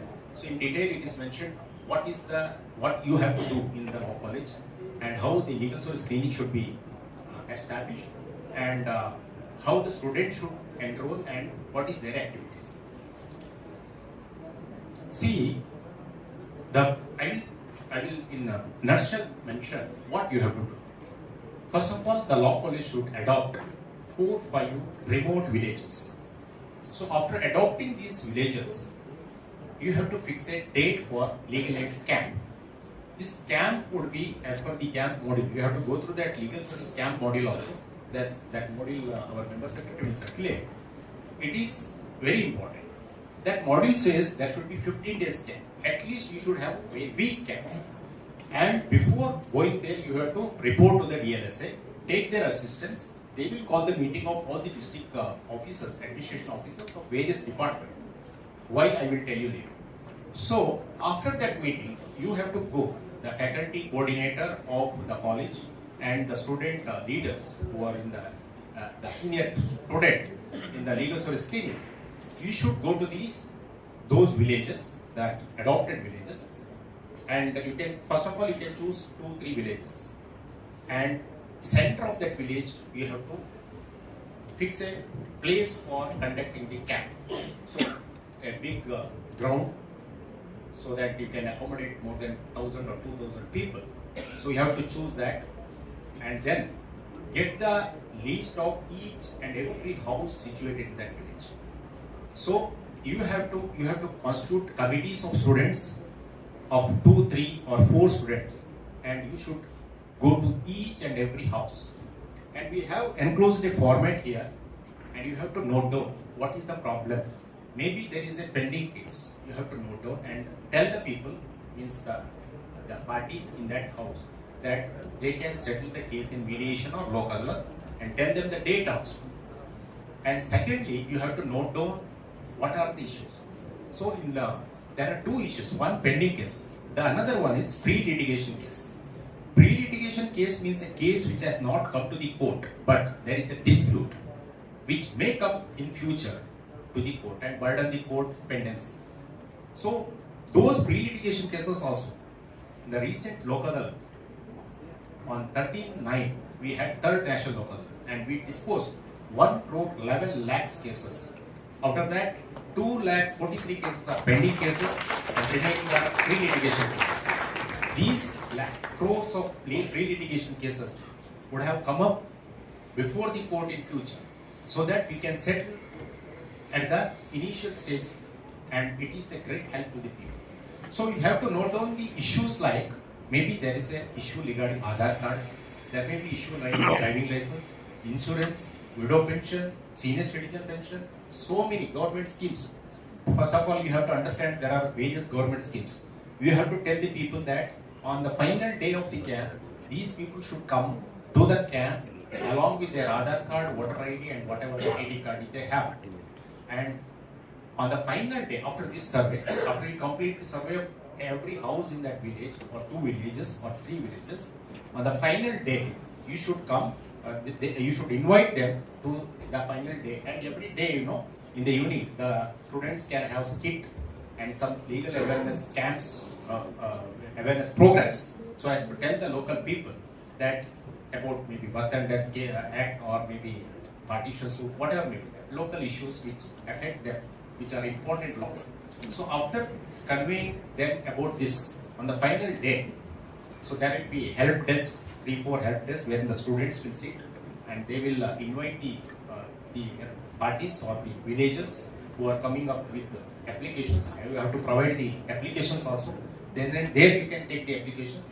And on the same day, the DLSA, I told you, they will have meeting with the district administrator, the local Tahsildar, and the RTO, the Aadhaar card ALE office. So the officers will come there.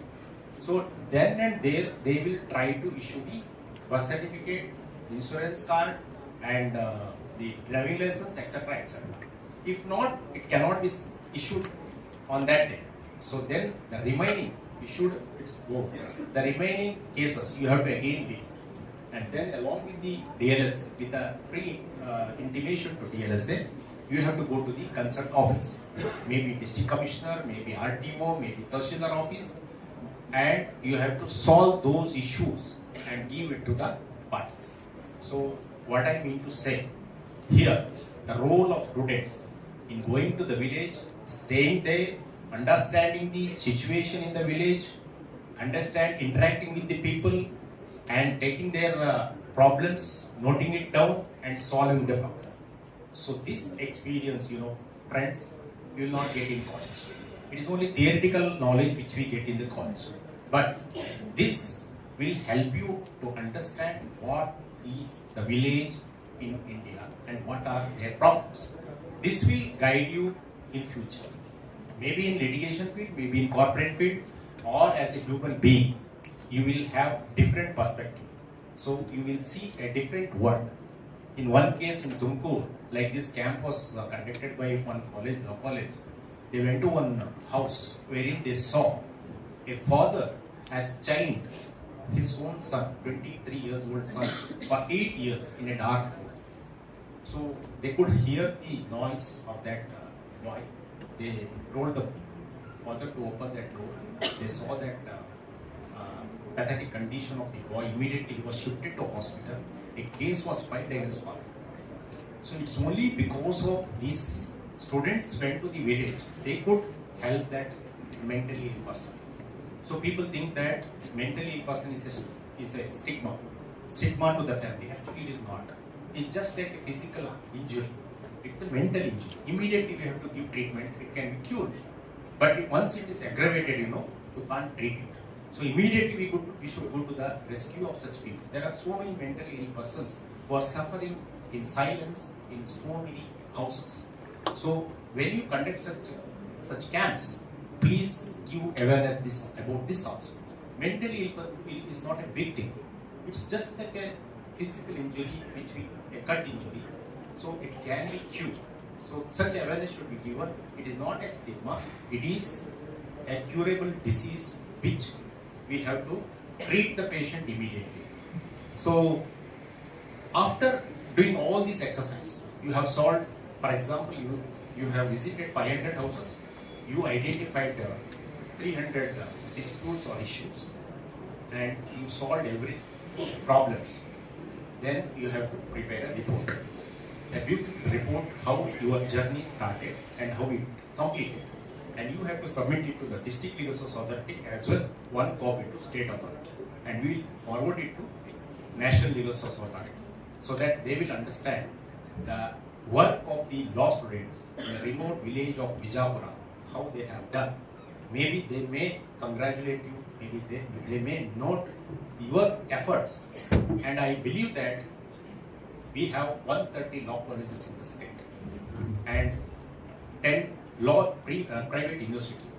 And my plan is that we have to reach all the law colleges, and we are going to conduct big functions or workshops for these law colleges for principal, faculty coordinator and students, at least 5 or 10 students of each college in the 5 zones, in Mysore, Bangalore, Dharwad, Kalburgi and Mangalore. So in recent future we are planning to do that, so that my idea, my dream is that every law student should involve in this, and thereby we can help the poorest of poor people in the remote area who doesn't know about the law and these problems, and he is suffering injustice because of his poverty, because of his lack of awareness, so that we can help these people in a great way. And finally, please give awareness about 2-3 issues. One, I told you about drug abuse. The second one, POCSO. The third one is plastic pollution. It is also a big issue. Please, friends, we people are neglected. We are destroying our nature. This is the duty of we people to give it to the future generation, and we should not spoil this nature.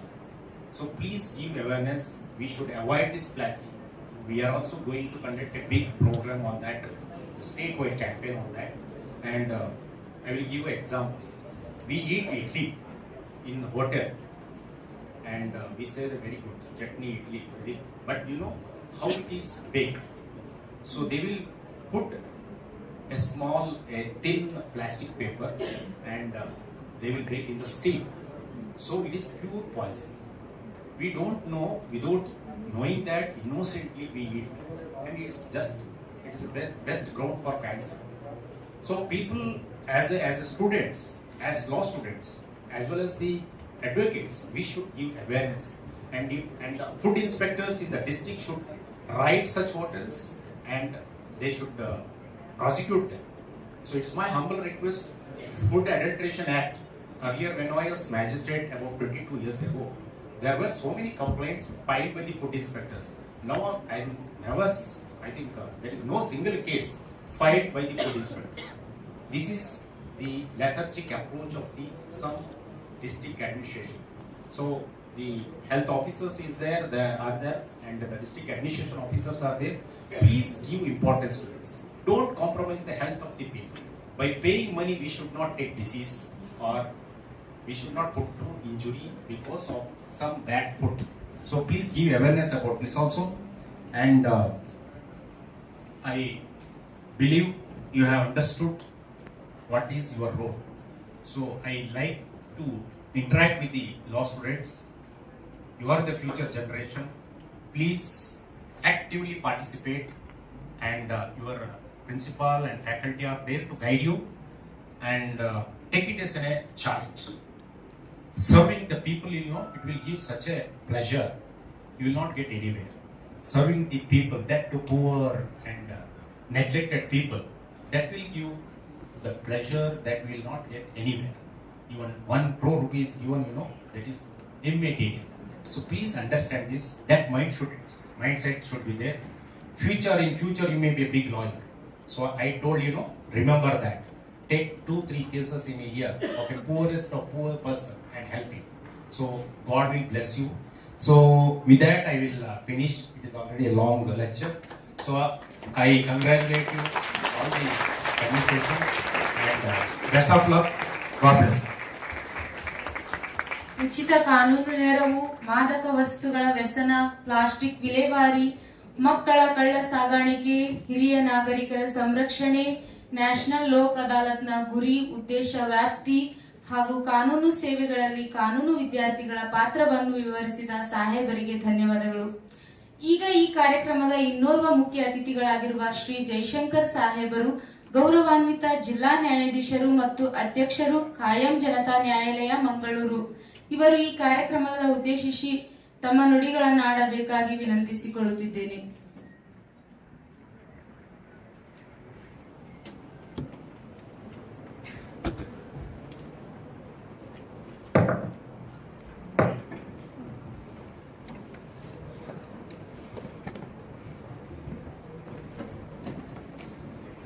Karnataka ರಾಜ್ಯ ಕಾನೂನು ಸೇವೆಗಳ ಪ್ರಾಧಿಕಾರದ ಗೌರವಾನ್ವಿತ ಸದಸ್ಯ ಕಾರ್ಯದರ್ಶಿಗಳಾದ ಶಶಿಧರ್ ಶೆಟ್ಟಿ ಸಾಹೇಬ್ರೆ, ಹಿರಿಯ civil ನ್ಯಾಯಾಧೀಶರು ಹಾಗೂ DLSA ಮೆಂಬರ್ ಸೆಕ್ರೆಟರಿ ಆದಂಥ ಅರವಿಂದ್ ಆಗರ್ಗಿ ಸಾಹೇಬ್ರೆ, ಮತ್ತು ವೇದಿಕೆ ಮೇಲಿರುವಂತಹ ಜಿಲ್ಲೆಯ ಪ್ರಮುಖ ಇಲಾಖೆಗಳ ಮುಖ್ಯಸ್ಥರೇ, ಕಾನೂನು ಕಾಲೇಜುಗಳ ಪ್ರಾಂಶುಪಾಲರುಗಳೇ ಹಾಗೂ ಅಧ್ಯಾಪಕ ವರ್ಗದವರೇ, ವಕೀಲ ಮಿತ್ರರೇ ಹಾಗೂ ಎಲ್ಲ ಕಾನೂನು ವಿದ್ಯಾರ್ಥಿಗಳೇ, ಈ ಒಂದು ಉತ್ತಮ ಕಾರ್ಯಕ್ರಮವನ್ನ ಇಲ್ಲಿ ಆಯೋಜಿಸಿ ಸುಮಾರು 7-8 ಕಾಲೇಜುಗಳ ವಿದ್ಯಾರ್ಥಿಗಳಿಗೆ ಈ ಕಾನೂನು ಸೇವೆಗಳಲ್ಲಿ ನಿಮ್ಮ ಪಾತ್ರ ಏನು ಅನ್ನುವುದನ್ನ ತಿಳಿಸ್ಲಿಕ್ಕೆ ಆಯೋಜಿಸಿರೋದು ತುಂಬಾ ಸಂತೋಷದ ವಿಷಯ. ನೀವೆಲ್ಲ ಕಾನೂನು ವಿದ್ಯಾರ್ಥಿಗಳಿಗೆ ಅನ್ಸಿರ್ಬೋದು, ನಾವಿನ್ನೂ ವಿದ್ಯಾರ್ಥಿಗಳು, ನಮ್ಗೆ ಇನ್ನು ಕಾನೂನು ಏನು ಗೊತ್ತಿಲ್ಲ, ನಾವೇನ್ ಕಾನೂನು ಸೇವೆ ಮಾಡಬಹುದು ಅಂತ ನಿಮ್ಮ ಮನಸ್ಸಿನಲ್ಲಿ ಅನ್ಸಿರ್ಬೋದು. ಕಾನೂನು ಸೇವೆ ಅಂದ್ರೆ ಪೂರ್ತಿ ಕಾನೂನಿನ ಅರಿವಿದ್ದು ಅವುಗಳ ಬಗ್ಗೆ ಮಾಹಿತಿ ಕೊಡುವುದು ಅಷ್ಟೇ ಅಲ್ಲ, ಯಾರಿಗೆ ಕಾನೂನಿನ ಸೇವೆಯ ಅವಶ್ಯಕತೆ ಇದೆ ಅವರಿಗೆ ಎಲ್ಲಿ ಸೇವೆ ಲಭ್ಯ ಇದೆ ಅಲ್ಲಿಗೆ ಕರೆತರುವುದು, ಅವರಿಂದ ಮಾಹಿತಿ ಕೊಡಿಸುವುದು, ಅವರಿಗೆ ಅದಕ್ಕೆ ಸಹಾಯ ಮಾಡುವುದು ಸಹ ಕಾನೂನು ಸೇವೆ. ಮುಖ್ಯವಾಗಿ ಕಾನೂನು ವಿದ್ಯಾರ್ಥಿಗಳು ಅದನ್ನು ಮಾಡುವುದು ಅಗತ್ಯವಾಗಿದೆ ಮತ್ತು ಕಾನೂನು ಪ್ರಕಾರ ಸಹ ಮಾಡಬೇಕಾಗಿದೆ. ಈಗಾಗಲೇ ಹರೀಶ್ ಸಾಹೇಬ್ ಹೇಳಿದಂತೆ ಲೀಗಲ್ ಸರ್ವಿಸ್ ಅಥಾರಿಟೀಸ್ ಆಕ್ಟ್ ಅಲ್ಲಿ ಇದೆ, ಬಾರ್ ಕೌನ್ಸಿಲ್ ಆಫ್ ಇಂಡಿಯಾದವರು ಹೇಳಿದ್ದಾರೆ ಎಲ್ಲ ಕಾನೂನು ವಿದ್ಯಾರ್ಥಿಗಳು ಇದರಲ್ಲಿ ಭಾಗವಹಿಸಬೇಕು ಅಂತ. ನಾನು ಇತ್ತೀಚೆಗೆ ನೋಡಿದಾಗ ಈಗ ಒಂದು 5-10 ವರ್ಷಗಳ ಹಿಂದೆ ಎಲ್ಲಾ ವಿದ್ಯಾರ್ಥಿಗಳು, ಹಲವಾರು ವಿದ್ಯಾರ್ಥಿಗಳು PUC ಮುಗಿದ ನಂತರ ಇಂಜಿನಿಯರಿಂಗ್ ಬಿಟ್ಟು ಈಗ ಲಾ ಕಾಲೇಜ್ ಕಡೆ ಮುಖ ಮಾಡಿದ್ದಾರೆ. ಕಾಲೇಜುಗಳಂತೂ ಪ್ರತಿ ವರ್ಷ ಲಾ ಕಾಲೇಜುಗಳು ಜಾಸ್ತಿ ಆಗ್ತದೆ, ಇಂಜಿನಿಯರಿಂಗ್ ಕಾಲೇಜುಗಳು ಮುಚ್ತಾ ಇದೆ. ಯಾಕೆ ಅಂದ್ರೆ ಏನಾದ್ರು ಗೊತ್ತಾ ಕಾರಣ? ಇಂಜಿನಿಯರಿಂಗ್ ಓದಿದ್ರೆ ಕೆಲಸ ಸಿಗೋದು ಕಡಿಮೆ ಆಗಿದೆ ಅಂತನ? ಏನು ಕಾರಣ ಗೊತ್ತಿಲ್ಲ. ಆದರೆ ಕಾನೂನು ವಿದ್ಯಾಭ್ಯಾಸದಲ್ಲಿ ಅತಿ ಹೆಚ್ಚು ವಿದ್ಯಾರ್ಥಿಗಳು ಈಗ ಸೇರ್ಕೊಳ್ತಾ ಇದ್ದಾರೆ. ಕಾಲೇಜುಗಳಂತೂ ತುಂಬಾ ಜಾಸ್ತಿ ಆಗಿದೆ. ಬೆಂಗಳೂರಿನಲ್ಲಂತೂ ಬಹಳಷ್ಟು ಹೊಸ ಹೊಸ ಕಾಲೇಜುಗಳು ಪ್ರಾರಂಭ ಆಗಿದೆ. ಅದಾದ ನಂತರ ನಾವೀಗ ಹೇಳಿದಂತೆ ಎಲ್ಲಾ ಕಾಲೇಜುಗಳಲ್ಲೂ ಸಹ ಲೀಗಲ್ ಏಡ್ ಕ್ಲಿನಿಕ್ ಎಸ್ಟಾಬ್ಲಿಷ್ ಮಾಡಿದೀರಾ? ಸಕ್ಸಸ್ ಆಗಿದೆಯಾ? ಎಷ್ಟು ಜನ ನಿಮ್ ಕಾಲೇಜಿಗೆ ಬಂದು ಕಾನೂನು ನೆರವು ಕೇಳಿದ್ದಾರೆ? ಎಷ್ಟು ಜನ ಕೊಡ್ಸಿದೀರಾ? ನೀವೆಲ್ಲೆಲ್ಲಿ ಹೋಗಿ ಕ್ಯಾಂಪ್ ಮಾಡಿದಿರಾ? ಅದರಿಂದ ಉಪಯೋಗ ಆಗಿದೆಯಾ? ಅಂದ್ರೆ ನಾವು ಎಕ್ಸ್ಪೆಕ್ಟೆಡ್ ಮಟ್ಟಕ್ಕಿನ್ನ ಆಗಿಲ್ಲ. ಬೆಂಗಳೂರಲ್ಲಿ ಕೆಲವು ಕಾಲೇಜುಗಳಲ್ಲಿ ನಾನು ನೋಡಿದಾಗೆ ನಾನು ಒಂದೆರಡು ಕ್ಯಾಂಪ್ಗಳಿಗೆ ಹೋಗಿದ್ದೆ. ಒಂದು MS ರಾಮಯ್ಯ ಕಾಲೇಜ್ ಅವರು ಮಾಡಿದ್ರು, ಇನ್ನೊಂದು ಕೃಷ್ಣ ಜಯಂತಿ ಲಾ ಕಾಲೇಜ್ ಅವರು ಮಾಡಿದ್ರು. ಅವ್ರು ಬಹಳ ಚೆನ್ನಾಗಿ ಕೆಲವು ವಿಲೇಜ್ಗಳನ್ನ ಅಡಾಪ್ಟ್ ಮಾಡ್ಕೊಂಡು ಪೂರ್ತಿ ಈಗ ಸಾಹೇಬ್ರು ಏನ್ ಹೇಳಿದ್ರು, ನಮ್ಮ SOP ಏನಿದೆ ಅದ್ರ ಪ್ರಕಾರ ಬಹಳ ನೀಟಾಗಿ ಮಾಡಿ ಕೆಲವರಿಗೆ ಸಹಾಯನೂ ಮಾಡಿದ್ದಾರೆ. ರೇಷನ್ ಕಾರ್ಡ್ ಕೊಡಿಸಿದ್ದಾರೆ, ಆಧಾರ್ ಕಾರ್ಡ್ ಕೊಡಿಸಿದ್ದಾರೆ, DL ಕೊಡಿಸಿದ್ದಾರೆ, ಬೇರೆ ವಿಡೋ ಪೆನ್ಷನ್ಸ್ ಕೊಡಿಸಿದ್ದಾರೆ, ಓಲ್ಡ್ ಏಜ್ ಪೆನ್ಷನ್ಸ್ ಕೊಡಿಸಿದ್ದಾರೆ. ಕೆಲವರು ಯಾರಿಗೂ ಅವ್ರಿಗೇನು ಗೊತ್ತೇ ಇರಲ್ಲ, ಮನೇಲಿ ವಯಸ್ಸಾಗಿರುತ್ತೆ, ಮಕ್ಕಳು ಎಲ್ಲೋ ಬೇರೆ ಕಡೆ ಕೆಲಸದಲ್ಲಿ ಇರ್ತಾರೆ ಅಥವಾ ಊರ್ ಬಿಟ್ಟು ಹೋಗಿರ್ತಾರೆ, ಏನೂ ಇರಲ್ಲ, ಅವ್ರಿಗೆ ತಿಂಗಳಿಗೆ 2,000 ಬರುತ್ತೆ ಅನ್ನೋದೇ ಗೊತ್ತಿರಲ್ಲ. ಅಂತವ್ರಿಗೆ ನಾವು ಅದನ್ನ ಸಹಾಯ ಮಾಡೋದಲ್ಲಿ ಈಗಂತೂ ಸರ್ಕಾರದ ಹಲವಾರು ಸ್ಕೀಮ್ಗಳು ಒಬ್ಬ ಮನುಷ್ಯ ನೆಮ್ಮದಿಯಾಗಿ ಬದುಕುವಷ್ಟು ವ್ಯವಸ್ಥೆಯನ್ನ ಮಾಡಿದೆ ಸರ್ಕಾರ. ಬಟ್ ಅವ್ರಿಗೆ ಗೊತ್ತಿಲ್ಲ. ನಮ್ಮ ಕೆಲಸ ಏನು? ಅದನ್ನ ಮಾಡುವಂಥದ್ದು. ಒಬ್ಬ ಅಮೆರಿಕನ್ ಲೀಗಲ್ ಫಿಲಾಸಫರ್ ರೋಸ್ಕೋ ಪೌಂಡ್ ಅಂತೇಳಿ ಸುಮಾರು 100 ವರ್ಷದ ಹಿಂದೆನೆ ಹೇಳಿದ್ದ. ಏನಂತ ಹೇಳಿದ್ರೆ, ಲಾಯರ್ಸ್ ಆರ್ ಸೋಷಿಯಲ್ ಇಂಜಿನಿಯರ್ಸ್ ಅಂತ. ಅಂದ್ರೆ ಸಮಾಜವನ್ನ ಕಟ್ಟುವಲ್ಲಿ ವಕೀಲರ ಪಾತ್ರ ಬಹಳ ಇದೆ ಅಂತ. ನೀವೆಲ್ಲ ಮುಂದೆ ವಕೀಲರಾಗೋರು. ಯಾಕೆಂದ್ರೆ ಉತ್ತಮ ಸಮಾಜ ನಿರ್ಮಾಣ ಆಗ್ಬೇಕು ಅಂದ್ರೆ ಪ್ರತಿಯೊಬ್ಬರಿಗೂ ಕಾನೂನಿನ ಜ್ಞಾನ ಇರಬೇಕು. ಇಲ್ಲಿ ಕಾನೂನಿನ ಜ್ಞಾನ ಹೆಚ್ಚಾಗಿ ಜನರಲ್ ಇರುತ್ತೆ, ಅಲ್ಲಿ ವೈಲೇಷನ್ಸ್ ಕಮ್ಮಿ ಇರುತ್ತೆ. ಇನ್ನೊಬ್ಬರ ರೈಟ್ ಅನ್ನ ಇನ್ವೈಟ್ ಮಾಡೋದಾಗ್ಲಿ, ಇನ್ಫ್ರಿಂಜ್ ಮಾಡೋದಾಗ್ಲಿ, ಬೇರೆಯವರ ಹಕ್ಕುಗಳನ್ನ ಕಸಿದುಕೊಳ್ಳುವುದು ಕಡಿಮೆ ಆಗುತ್ತೆ. ಯಾಕಂದ್ರೆ ಅವರಿಗೆ ಕಾನೂನು ಜ್ಞಾನ ಜಾಸ್ತಿ ಇರುತ್ತೆ. ಅದಕ್ಕೆ ಮೊದಲಾಗಿ ಅನಕ್ಷರತೆ ಹೋಗಲಾಡಿಸಬೇಕಾಗಿತ್ತು. ಈಗ ನಮ್ಮ ಸ್ವಾತಂತ್ರ್ಯ ಒಂದು 75 ವರ್ಷಗಳ ಆದ ನಂತರ ಬಹಳಷ್ಟು ಪ್ರಗತಿಯನ್ನ ಸಾಧಿಸಿದ್ದೇವೆ. ಮತ್ತೆ ಬಹಳಷ್ಟು ಜನರಿಗೆ ಕಾನೂನಿನ ಜ್ಞಾನ ಸಹ ಇದೆ. ಎಲ್ಲಾ ಕಾನೂನುಗಳನ್ನ ಕಲೀಲಿಕ್ಕೆ ಅದು ನೀವು ಜೀವನ ಪೂರ್ತಿ ಆದ್ರೂ ಆಗಲ್ಲ. ಸುಮಾರು 60,000ಕ್ಕೂ ಹೆಚ್ಚು ಸೆಂಟ್ರಲ್ ಆಕ್ಟ್ಸ್ ಇದೆ, 40,000ಕ್ಕೂ ಹೆಚ್ಚು ಸ್ಟೇಟ್ ಆಕ್ಟ್ಗಳಿದೆ. ಅಂದ್ರೆ ಅಷ್ಟೊಂದು ಕಾನೂನುಗಳಿದೆ. ಅಂದ್ರೆ ಮನುಷ್ಯ ನಾವು ಯಾಕೆ ಕಾನೂನು ಮಾಡ್ಕೊಂಡಿದ್ದೇವೆ? To have an orderly society. ಸಮಾಜದಲ್ಲಿ ನಮ್ಗೆ ಯಾರು ತೊಂದರೆ ಕೊಡಬಾರ್ದು, ನಮ್ಮಿಂದ ಯಾರಿಗೂ ತೊಂದರೆ ಆಗಬಾರ್ದು. ಅದಕ್ಕೆ ಏನೇನ್ ಬೇಕು ದಿನ ಕಾನೂನುಗಳನ್ನ ನಮ್ಗೆ ನಾವೇ ರೂಪಿಸ್ಕೊಳ್ತಾ ಇದ್ದೇವೆ. ಅಂದ್ರೆ ಪ್ರತಿಯೊಬ್ಬರು ನೆಮ್ಮದಿಯಾಗಿ ಬದುಕಲಿಕ್ಕೆ ನಮ್ಗೆ ಏನ್ ಬೇಕು ಆ ರೀತಿ ಮಾಡ್ಕೊಳ್ತಾ ಇದ್ದೇವೆ. ಅದೇ ರೀತಿ ಹೊಸ ಹೊಸ ಕಾನೂನುಗಳನ್ನು ನಮ್ಮ ರಕ್ಷಣೆಗಾಗಿ ನಾವು ಮಾಡ್ಕೊಳ್ತಿದ್ದೇವೆ. ಹಾಗಾಗಿ ನೀವು ವಿದ್ಯಾರ್ಥಿಯಾಗಿ ಎಲ್ಲಾ ಕಾನೂನುಗಳನ್ನ ಕಲೀಲಿಕ್ಕೆ ಇನ್ನೂ ಬಹಳಷ್ಟು ವರ್ಷಗಳು ಬೇಕು. ಈಗ ಸಾಹೇಬ್ರು ಹೇಳಿದಾಗೆ ಬೇಸಿಕ್ಸ್ ಸಣ್ಣ ಪುಟ್ಟ ಕಾನೂನುಗಳ ಬಗ್ಗೆ ಮಾತ್ರ ನಾದ್ರೂ ಅರಿವಿರ್ಬೇಕು. ನಾವೆಲ್ಲ ಚಿಕ್ಕ ಹುಡುಗರಲ್ಲಿ ಕೇಳ್ತಾ ಇದ್ವಿ, ಮನೆಯಿಂದ ಆಚೆ ಹೋದ್ರೆ ಹುಷಾರಾಗಿ ನಡ್ಕೊಂಡು ಹೋಗ್ಬೇಕಾದ್ರೆ ರಸ್ತೆ ಎಡಗಡೆಲ್ಲೇ ಹೋಗಪ್ಪ ಹುಷಾರು ಅಂತಾರೆ. ರಸ್ತೆಯಲ್ಲಿ ಎಡಗಡೆಯಲ್ಲಿ ಹೋಗ್ಬೇಕಾ ಬಲಗಡೆ ಹೋಗ್ಬೇಕಾ? ಎಷ್ಟು ಜನ ಎಡಗಡೆಯಲ್ಲಿ ಹೋಗ್ಬೇಕು ನಡ್ಕೊಂಡು ಕೈ ಎತ್ತಿ?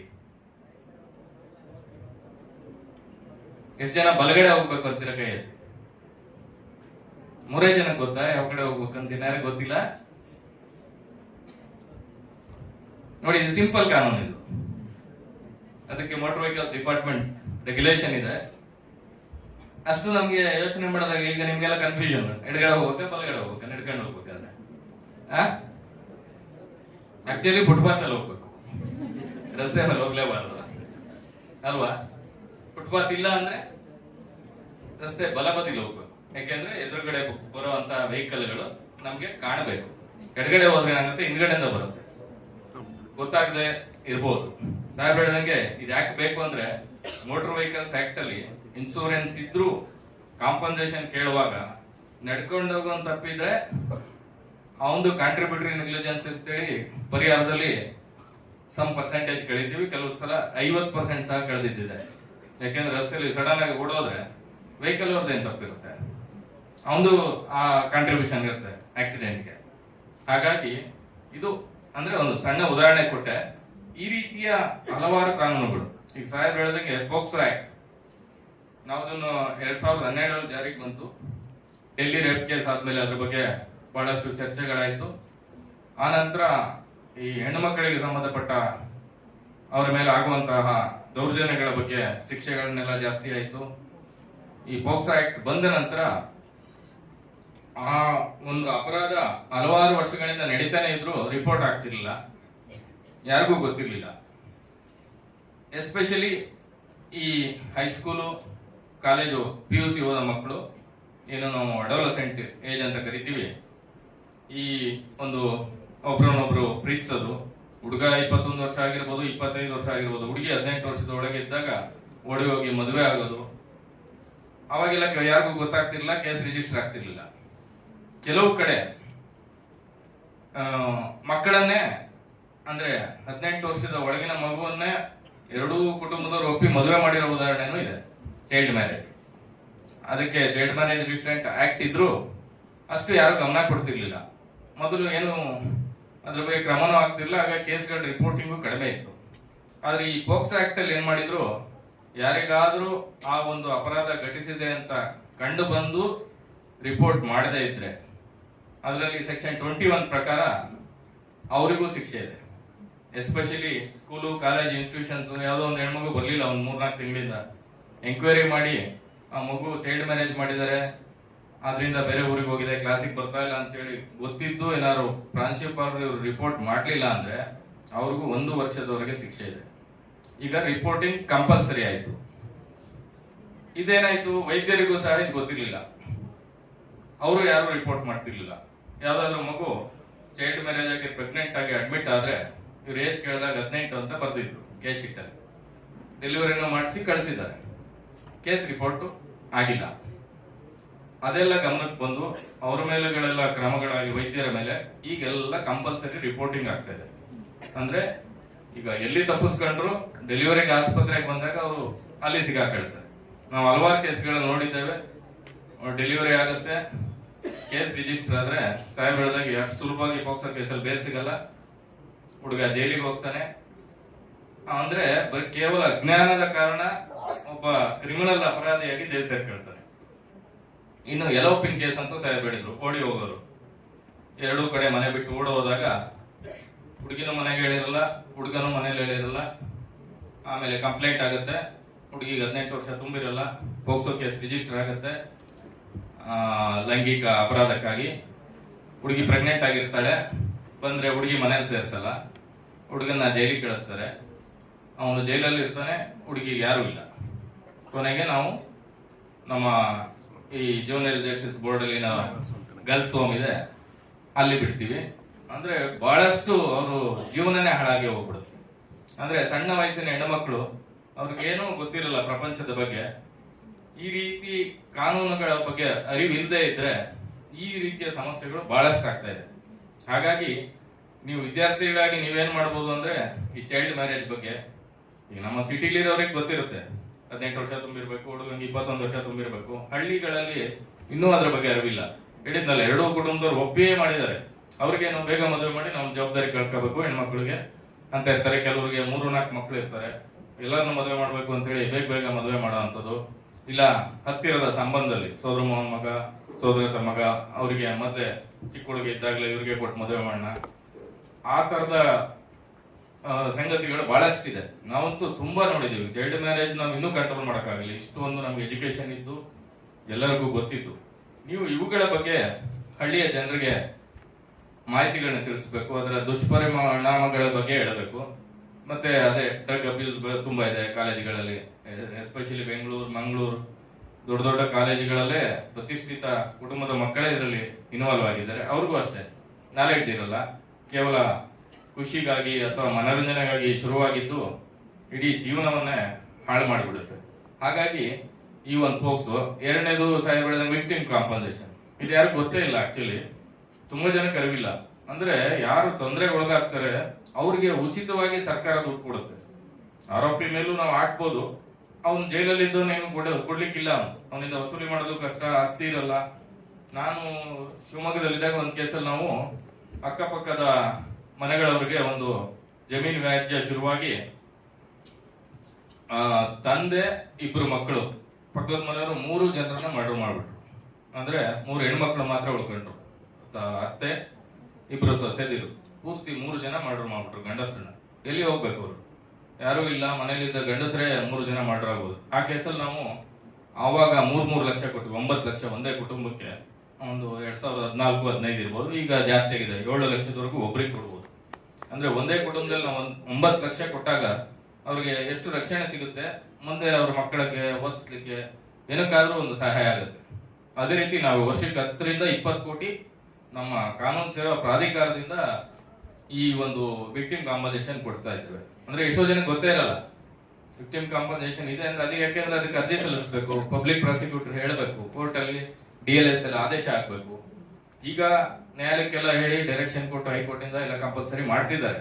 ಬಟ್ ಅದರಲ್ಲಿ ಇಂಟ್ರಿಮ್ ಕಾಂಪನ್ಸೇಷನ್ ಕೊಡ್ಬೋದು, ಕೇಸೇ ಮುಗಿಬೇಕು ಅಂತ ಏನಿಲ್ಲ. ಆ ಘಟನೆ ನಡೆದ ಇಮಿಡಿಯೇಟ್ 1.5 ಲಕ್ಷ 2 ಲಕ್ಷ ಅವರಿಗೆ ತಕ್ಷಣ ಒಂದು ಆರ್ಥಿಕ ನೆರವನ್ನ ನೀಡಿ ಆ ಕುಟುಂಬಕ್ಕೆ ಸಹಾಯ ಮಾಡ್ಬೋದು. ಈ ರೀತಿ ಮಾಡ್ಬೋದು. ಆಸ್ ಎ ಸ್ಟೂಡೆಂಟ್ಸ್ ನೀವೇನ್ ಮಾಡ್ಬೋದು ಲೀಗಲ್ ಸರ್ವಿಸ್ ಅಂದ್ರೆ ಇದೇ ರೀತಿಯ ಕೆಲಸಗಳು. ಯಾವುದಾದ್ರೂ ಒಂದೊಂದು ಕಾಲೇಜಲ್ಲಿ ಒಂದೊಂದು ಹಳ್ಳಿ ಅಡಾಪ್ಟ್ ಮಾಡ್ಕೊಳ್ಳಿ, ಸಣ್ಣ ಹಳ್ಳಿ. ಸಾಹೇಬ್ ಹೇಳ್ದಂಗೆ ಸರ್ವೆ ಮಾಡಿ ಅವ್ರ ಪ್ರಾಬ್ಲಮ್ಗಳು ಎಷ್ಟು ಕೋರ್ಟ್ ಅಲ್ಲಿ ಇದೆ ಅಥವಾ ಬೇರೆ ಏನೋ ಸಮಸ್ಯೆಗಳಿದ್ರೆ ತಿಳ್ಕೊಳ್ಳಿ. ಒಂದು ಹಳ್ಳಿನ ಅಟ್ಲೀಸ್ಟ್ 1 ವರ್ಷದಲ್ಲಿ ಲಿಟಿಗೇಷನ್ ಫ್ರೀ ವಿಲೇಜ್ ಮಾಡ್ಬೋದು. ಅಂದ್ರೆ ಒಂದು ಕಾನೂನು ಸಮಸ್ಯೆ ಇಲ್ಲದ ಹಳ್ಳಿ ಅಂತೇಳಿ ಮಾಡಿದ್ರೆ ಅದು ನಿಜವಾಗ್ಲೂ ನಿಮ್ಗೆ ಒಳ್ಳೆ ಕ್ರೆಡಿಟ್ ಸಿಗುತ್ತೆ. ಯಾವ್ದಾರು ಇತ್ತು ಕೇಸು ಕೋರ್ಟಿಗೆ ತಂದು ನಮ್ಮ ಮೆಂಬರ್ ಸೆಕ್ರೆಟರಿ ಅವ್ರ ಗಮನಕ್ಕೆ ತಂದು ರಾಜಿ ಮಾಡಿಸಿ ಕ್ಲೋಸ್ ಮಾಡುವಂತ ಪ್ರಯತ್ನ ಮಾಡಬಹುದು.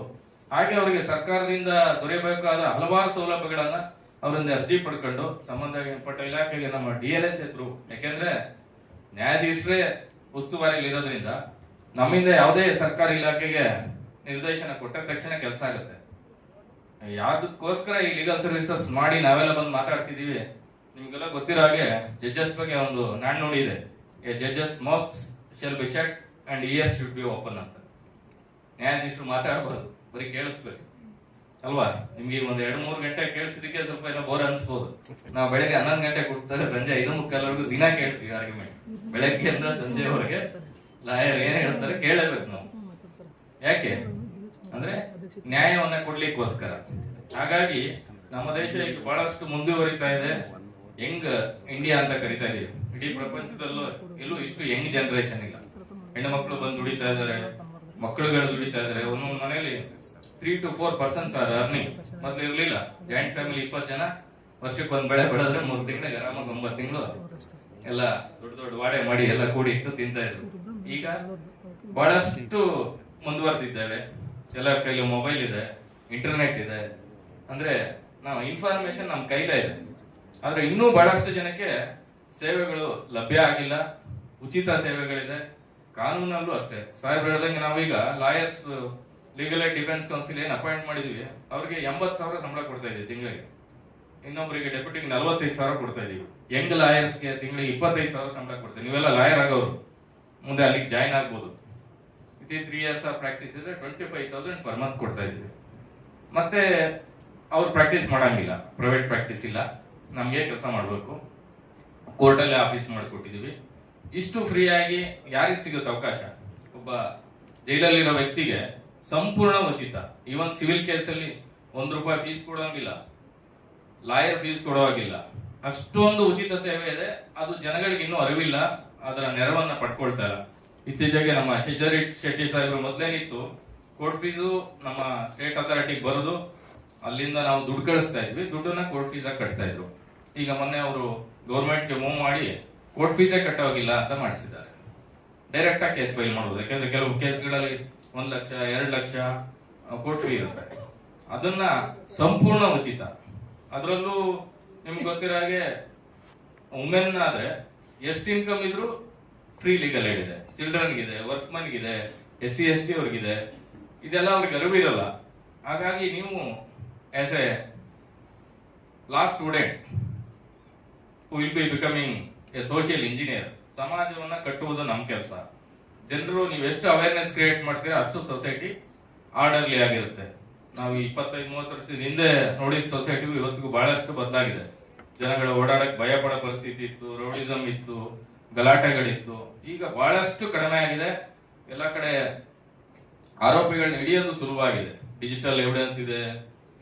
ಈಗ ನಮ್ಮ ಎಲ್ಲಿ ಹೋದ್ರು ಯಾರು ತಪ್ಪಿಸ್ಕೊಳ್ಳಿಕ್ ಆಗಲ್ಲ, ಎಲ್ಲಿಯಾದ್ರೂ ಹಿಡಿಬಹುದು. ಆ ರೀತಿ ಒಂದು ಪರಿಸ್ಥಿತಿಯನ್ನ ನಾವು ಈಗ ನಿರ್ಮಾಣ ಮಾಡ್ಕೊಂಡಿದ್ದೇವೆ. ಅಂದ್ರೆ ಸಮಾಜದಲ್ಲಿ ಅಪರಾಧಗಳನ್ನ ಅಥವಾ ಇನ್ನೊಬ್ಬರ ಹಕ್ಕುಗಳ ಉಲ್ಲಂಘನೆಯನ್ನ ತಡೆದ್ರೆ ಉತ್ತಮ ಸಮಾಜ ನಿರ್ಮಾಣ ಆಗುತ್ತೆ. ಅದರಲ್ಲಿ ನಿಮ್ಮ ಪಾತ್ರ ಬಹಳ ಮುಖ್ಯವಾದದ್ದು. ಹಾಗಾಗಿ ನಿಮ್ಮ ಕಾಲೇಜು ಲೀಗಲ್ ಸರ್ವಿಸ್ ಕ್ಲಿನಿಕ್ ಮುಖಾಂತರ ಹೆಚ್ಚು ಜನರಿಗೆ ಹೆಲ್ಪ್ ಮಾಡಿ. ನೀವಾಗಿ ಏನು ನಿಮ್ಗೆ ಗೊತ್ತಿದ್ರೆ ಅಡ್ವೈಸ್ ಕೊಡ್ಬೋದು, ಇಲ್ಲ ಅಂದ್ರೆ ನಮ್ಮ DLSA ಕರ್ಕೊಂಡ್ ಬರ್ಬೋದು, ಅಥವಾ ತಾಲೂಕ್ ಕಮಿಟಿ ಇದೆ, ಅಲ್ಲಿಯೂ ಸಹ ನ್ಯಾಯಾಧೀಶರ ಮುಖ್ಯಸ್ಥಿರ್ತಾರೆ. ಅವ್ರ ಮುಖಾಂತರ ಆದಷ್ಟು ಹೆಚ್ಚು ಜನರಿಗೆ ನೆರವನ್ನ ಕೊಡಿ. ಹೆಚ್ಚು ಸಣ್ಣ ಪುಟ್ಟ ಕಾನೂನುಗಳ ಬಗ್ಗೆ, ಬರ್ತ್ ಸರ್ಟಿಫಿಕೇಟ್ ಸಾಹೇಬ್ ಹೇಳಿದಾಗೆ ಹುಟ್ಟಿದ 30 ದಿನದೊಳಗೆ ತಿಳಿಸ್ಬೇಕು. ಈಗೆಲ್ಲ ಹಾಸ್ಪಿಟಲ್ಗಳೆಲ್ಲ ಕಂಪಲ್ಸರಿ ಮಾಡಿದ್ರೆ ಮಾಡ್ತಾರೆ. ಹಿಂದೆ ಕೆಲವರಿಗೆ ಸ್ಟೂಡೆಂಟ್ಸ್ಗೆ ಇರಲ್ಲ, ಹಿಂದೆ ಮನೇಲಿ ರಿಜಿಸ್ಟರ್ ಮಾಡಿಲ್ಲ, ಹಂಗೆ ಕ್ಲಾಸಿಗೆ ಒಂದು ಡೇಟ್ ಆಫ್ ಬರ್ತ್ ಕೊಟ್ಟು ಸೇರಿರ್ತಾರೆ. ಯಾವಾಗ ಶುರುವಾಗುತ್ತೆ, ಫಾರಿನ್ ಹೋಗ್ಬೇಕು, ಪಾಸ್ಪೋರ್ಟ್ ಬೇಕು, ಅವಾಗ ಬರ್ತ್ ಸರ್ಟಿಫಿಕೇಟ್ ಕೇಳ್ತಾರೆ.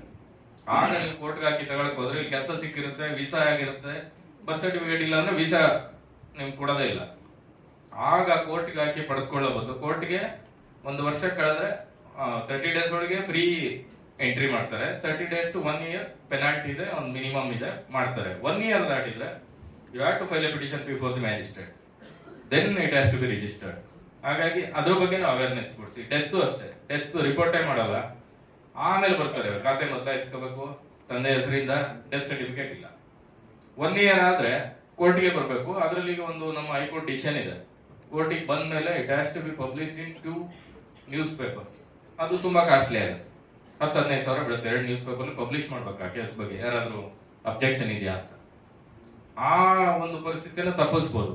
ಯಾವುದೇ ಆಗ್ಲಿ ಹಳ್ಳಿಗಳಲ್ಲಿ ಇದ್ರ ಬಗ್ಗೆ ಅವೇರ್ನೆಸ್ ಮೂಡಿಸಿ, ಬರ್ತ್ ಅಂಡ್ ಡೆತ್ ರಿಜಿಸ್ಟ್ರೇಷನ್ ಹಾಕ್ಬೇಕು. ಅವ್ರಿಗೆ ಏನೇನು ಗೌರ್ಮೆಂಟ್ ಸೌಲಭ್ಯ ಇದೆ ಅದನ್ನ ಪಡ್ಕೊಳ್ಬೇಕು. ಬೇರೆ ಬೇರೆ ಮೋಟರ್ ವೆಹಿಕಲ್ ಇನ್ಸೂರೆನ್ಸ್, ಕೆಲವೊಂದು ಡ್ರೈವಿಂಗ್ ಲೈಸೆನ್ಸ್ ಇಲ್ಲದೆ ಇರೋದು, ಮತ್ತೆ ಗಾಡಿನ ಟ್ರಾನ್ಸ್ಫರ್ ಮಾಡಿದ್ರು ಹೆಸರನ್ನ ನೋಂದಾವಣೆ ಮಾಡಿಸ್ಕೊಳ್ದೇ ಇರೋದು, ಇವೆಲ್ಲ ಪ್ರಾಬ್ಲಮ್ ಆದಾಗ ನಾವು ಫೇಸ್ ಮಾಡೋ ಬದಲು ಅದಕ್ಕಿಂತ ಮುಂಚೆನೆ ಸ್ವಲ್ಪ ಹಣ ಖರ್ಚು ಮಾಡಿ ಅದನ್ನ ಪಡ್ಕೊಂಡ್ರೆ ಒಳ್ಳೇದು. ಎಸ್ಪೆಷಲಿ ಇದ್ರ ಬಗ್ಗೆ ನೀವು ಒಂದು ಟೀಮ್ ಮಾಡಿಕೊಂಡು ಸ್ಟೂಡೆಂಟ್ PLBಗಳು ಒಂದು ಉತ್ತಮವಾಗಿ ಆಕ್ಟಿವ್ ಆಗಿರೋರು, ಇಂಟ್ರೆಸ್ಟ್ ಇರೋ ವಿದ್ಯಾರ್ಥಿಗಳನ್ನ ನೀವು ದಯವಿಟ್ಟು ಪ್ರಾಂಶುಪಾಲರುಗಳು, ಕಾಲೇಜಿನವರು ಮಾಡಿ ಒಂದು ಸ್ವಲ್ಪ ಎಫರ್ಟ್ ಹಾಕಿದ್ರೆ ಅಟ್ಲೀಸ್ಟ್ ಸ್ವಲ್ಪ ಜನಕ್ಕಾದ್ರೂ ನ್ಯಾಯವನ್ನ ಕೊಡಿಸ್ಬೋದು. ಅದೇ ನಮ್ಮ ಉದ್ದೇಶ. ಅದರಿಂದ ನಿಮ್ಗೂ ಒಳ್ಳೇದಾಗುತ್ತೆ. ಮತ್ತೆ as a student you will learn. Lawyer ಆಗಿ ನೀವೇನು ಇಂಟ್ರಾಕ್ಷನ್ ಮಾಡ್ಬೋದು, ಜನಗಳ ಜೊತೆ ಮಾತಾಡ್ಬೋದು, ತಕ್ಷಣ ಹೋದಾಗ ಗೊತ್ತಾಗಲ್ಲ ಏನ್ ಮಾಡ್ಬೇಕು ಅನ್ನೋದು. ಈ ಒಂದು ಲೀಗಲ್ ಸರ್ವಿಸ್ ಮಾಡಿದ್ರೆ ನಿಮ್ಗೆ at least you can ask questions, problems ಏನು, ಅದಕ್ಕೆ you can find in Google or chat GPT. ಈಗ ಗ್ರಾಕ್ ಅಂತ ಒಂದು ಬಂದಿದೆ, ಯಾರು ಕೇಳಿದ್ರು ಟಕ ಟಕ 2 ನಿಮಿಷ ಕೇಳ್ತಾರೆ. ಅಷ್ಟೊಂದು ಫಿಂಗರ್ ಟಿಪ್ಸ್ ಅಲ್ಲಿ ಇದೆ ಇನ್ಫಾರ್ಮೇಶನ್. ಈಗ ಅದನ್ನ ಸದುಪಯೋಗ ಮಾಡ್ಕೋಬೇಕು. ಬರೀ Instagram reels, WhatsApp message share ಮಾಡೋದ್ರಿಂದ ನಮಗೆ ಮನರಂಜನೆ ಸಿಗುತ್ತೆ ಬಿಟ್ರೆ ಜನಕ್ಕೆ ಉಪಯೋಗ ಆಗುವಂತ ಕೆಲಸ ಅದ್ರ ಜೊತೆಗೆ ಮಾಡಬೇಕು. ಹಾಗಾಗಿ ನಿಮ್ಗೆ ಕಾನೂನುಗಳ ಜ್ಞಾನನೂ ಜಾಸ್ತಿ ಆಗುತ್ತೆ. ಯಾರಾದ್ರೂ ಒಂದು ಸಮಸ್ಯೆ ಹೇಳಿದ್ರೆ ನಮ್ಗೆ ಇಷ್ಟು ಜನ ಮಕ್ಕಳು, ನಮ್ಮ ಅಜ್ಜನ ಆಸ್ತಿ ಇಷ್ಟಿತ್ತು, ಇಷ್ಟು ಜನ ಹೆಣ್ಮಕ್ಳು, ಇಷ್ಟು ಜನ ನಮ್ಗೆ ಎಷ್ಟು ಶೇರ್ ಬರುತ್ತೆ ಅಂದ್ರೆ ಸಡನ್ ನಿಮ್ಗೆ ಗೊತ್ತೇ ಆಗಲ್ಲ. ಇವನ್ ಲಾಯರ್ಗಳಿಗೆ ಕೆಲವು ಸಲ ಕನ್ಫ್ಯೂಷನ್ ಆಗುತ್ತೆ ಶೇರ್ ಕ್ಯಾಲ್ಕುಲೇಟ್ ಮಾಡುವಾಗ. ಹಾಗಾಗಿ ಬೇಸಿಕ್ ಥಿಂಗ್ಸ್, ಯಾರು ಒಬ್ರು ಪ್ರಾಬ್ಲಮ್ ಹೇಳಿದಾಗ ನೀವು ಅದ್ರ ಬಗ್ಗೆ ಸ್ವಲ್ಪ ಆಲೋಚನೆ ಮಾಡಿ, ಸ್ವಲ್ಪ ಸರ್ಚ್ ಮಾಡಿ, ಇಲ್ಲ ಲಾಯರ್ಸ್ ಗಳಿಂದ ಈಗ 15100 ನಮ್ಮ ನಾಲ್ಸ ಫ್ರೀ ಲೀಗಲ್ ಏಡ್ ಆನ್ಲೈನ್ ಇದೆ, ಒಂದ್ ಮುಖಾಂತರ ಯು ಕ್ಯಾನ್ ಗೆಟ್ ಇನ್ಫಾರ್ಮೇಶನ್. ಹಾಗಾಗಿ ಇದನ್ನೆಲ್ಲ ಯಾರಿಗೆ ಗೊತ್ತಿಲ್ಲ ಅವರಿಗೆ ತಲುಪಿಸೋದು ನಿಮ್ಮ ಜವಾಬ್ದಾರಿ. ಯಾಕೆಂದ್ರೆ ಅತಿ ಅವಶ್ಯಕ ಇದೆ. ವಿಜಯಪುರದಲ್ಲಿ ಹಲವಾರು ತಾಲೂಕುಗಳ ಕಾಲೇಜುಗಳಲ್ಲಿ ನೀವು ಓದ್ತಾ ಇದ್ದೀರಾ. ಹಾಗಾಗಿ ಆದಷ್ಟು ನಿಮ್ಮ ವಿದ್ಯಾಭ್ಯಾಸದ ಜೊತೆಗೆ ಸಾಕಷ್ಟು ಜನರಿಗೆ ಸಹಾಯ ಮಾಡಿ.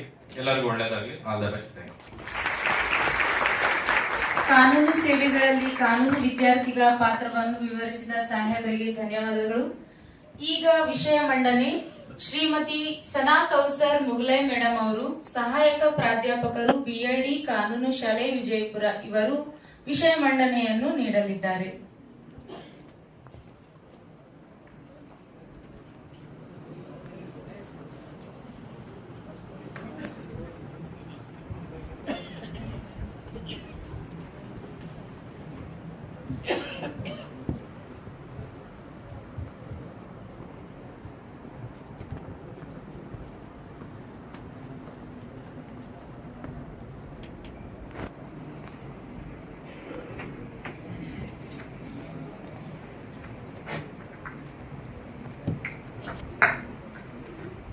respected dignitaries on the dais and off the dais, respected principals of various law colleges and faculty members, and my dear students, a very good afternoon to all. ಈಗಾಗಲೇ ಎಲ್ಲ ವಿಷಯಗಳನ್ನ ಸರ್ಗಳು ಹೇಳ್ಬಿಟ್ಟಿದ್ದಾರೆ. ಸೊ ನಾನು ಏನ್ ಹೇಳ್ಬೇಕು ಅಂತ ಏನೇನ್ ತಿಳ್ಕೊಂಡು ಬಂದಿದ್ದೆ ಅದು ಎಲ್ಲ ವಿಷಯ ಈಗಾಗಲೇ ಸರ್ಗಳು ಎಲ್ಲ ತಿಳಿಸ್ಬಿಟ್ಟಿದ್ದಾರೆ. ಆದ್ರೂ 2 ವಿಷಯ ಬಗ್ಗೆ ನಾನು ಇಲ್ಲಿ ಹೇಳಕ್ ಇಷ್ಟಪಡ್ತೀನಿ. ಇದೇನ್ role of law students in legal service ಅಂತ ವಿಷಯ ಇದೆ ಅಲ್ಲ, ಇದು ನನ್ಗೇನ್ ಅನಿಸ್ತೈತ್ರಿ, ಲಾ ಸ್ಟೂಡೆಂಟ್ಸ್ ಗೆ ಇರುವಂತ ಟೂಲ್, ಲೀಗಲ್ ಸರ್ವಿಸಸ್ ಅಂತಂದ್ರೆ ಟೂಲ್ ಇದೆ ಲಾ ಸ್ಟೂಡೆಂಟ್ಸ್ ಗೆ to access the justice for the needy peoples. ಯಾರಿಗೆ ಜಸ್ಟಿಸ್ ಸಿಗೋದಕ್ಕೆ ಆಗ್ತಾ ಇಲ್ಲ ಅಥವಾ ಅವರು ರೀಚೇಬಲ್ ಇಲ್ಲ ಆ ಒಂದು ಅಥಾರಿಟಿಗೆ ಅಂತಂದ್ರೆ ಅಂತವ್ರನ್ನ ನೀವು ಒಂದು ಸಹಾಯ ಮಾಡಬೇಕು ಅಂತ ಹೇಳಿ ಅದು ಲಾ ಸ್ಟೂಡೆಂಟ್ಸ್ ಮೇಲೆ ಇರುವಂತ ಒಂದು ರೆಸ್ಪಾನ್ಸಿಬಿಲಿಟಿ. ಈ ರೆಸ್ಪಾನ್ಸಿಬಿಲಿಟಿ ಡ್ಯೂರಿಂಗ್ ದ 1917 ಇಂದಾನೇ ಬೆಳೆದ್ ಬಂದಿದೆ. ಮುಂಚೆ ಲಾ ಕಾಲೇಜಸ್ ನಲ್ಲಿ ಲೀಗಲ್ ಕ್ಲಿನಿಕಲ್ ಕೋರ್ಸಸ್ ಅವೈಲೇಬಲ್ ಇದ್ದಿದ್ದಿಲ್ಲ. ಇದು 1917 ಇಂದ ಕೃಷ್ಣ ಸ್ವಾಮಿ ಅಯ್ಯರ್ ಅವರು ತುಂಬಾ ಸಲ ಸಜೆಸ್ಟ್ ಮಾಡಿದ್ರು ಕ್ಲಿನಿಕಲ್ ಕೋರ್ಸಸ್ ಅಥವಾ ಲಾ ಸ್ಟೂಡೆಂಟ್ಸ್ ಅನ್ನ ಪ್ರಾಕ್ಟಿಕಲಿ ಇನ್ವಾಲ್ವ್ ಮಾಡ್ರಿ ಸೊಸೈಟಿ ಜೊತೆ. They can understand the problems of the society, so they can provide the justice to the people, needy people. So ಇದೇ ಬೆಳೀತಾ ರೆಕಮೆಂಡೇಶನ್ಸ್ ಇಂದ ವೇರಿಯಸ್ ಕಮಿಟಿ ಬೇರೆ ಬೇರೆ ಟೈಮ್ ಅಲ್ಲಿ ರೆಕಮೆಂಡೇಶನ್ಸ್ ಮಾಡ್ತಾ ಫೈನಲಿ 2008 ನಲ್ಲಿ BCIನೂ ಕೂಡ ಇದರ ಮೇಲೆ ಮ್ಯಾಂಡೇಟರಿ ರೂಲ್ ಅನ್ನ ಮಾಡಿದ್ರು. ಏನಂತ ಹೇಳಿ ಪ್ರತಿಯೊಂದು school law colleges, not only law colleges, even other educational institutions ನಲ್ಲಿ ಲೀಗಲ್ ಸರ್ವಿಸ್ ಕ್ಲಿನಿಕ್ಸ್ ಇರಬೇಕು ಅಂತ ಹೇಳಿದ್ರು.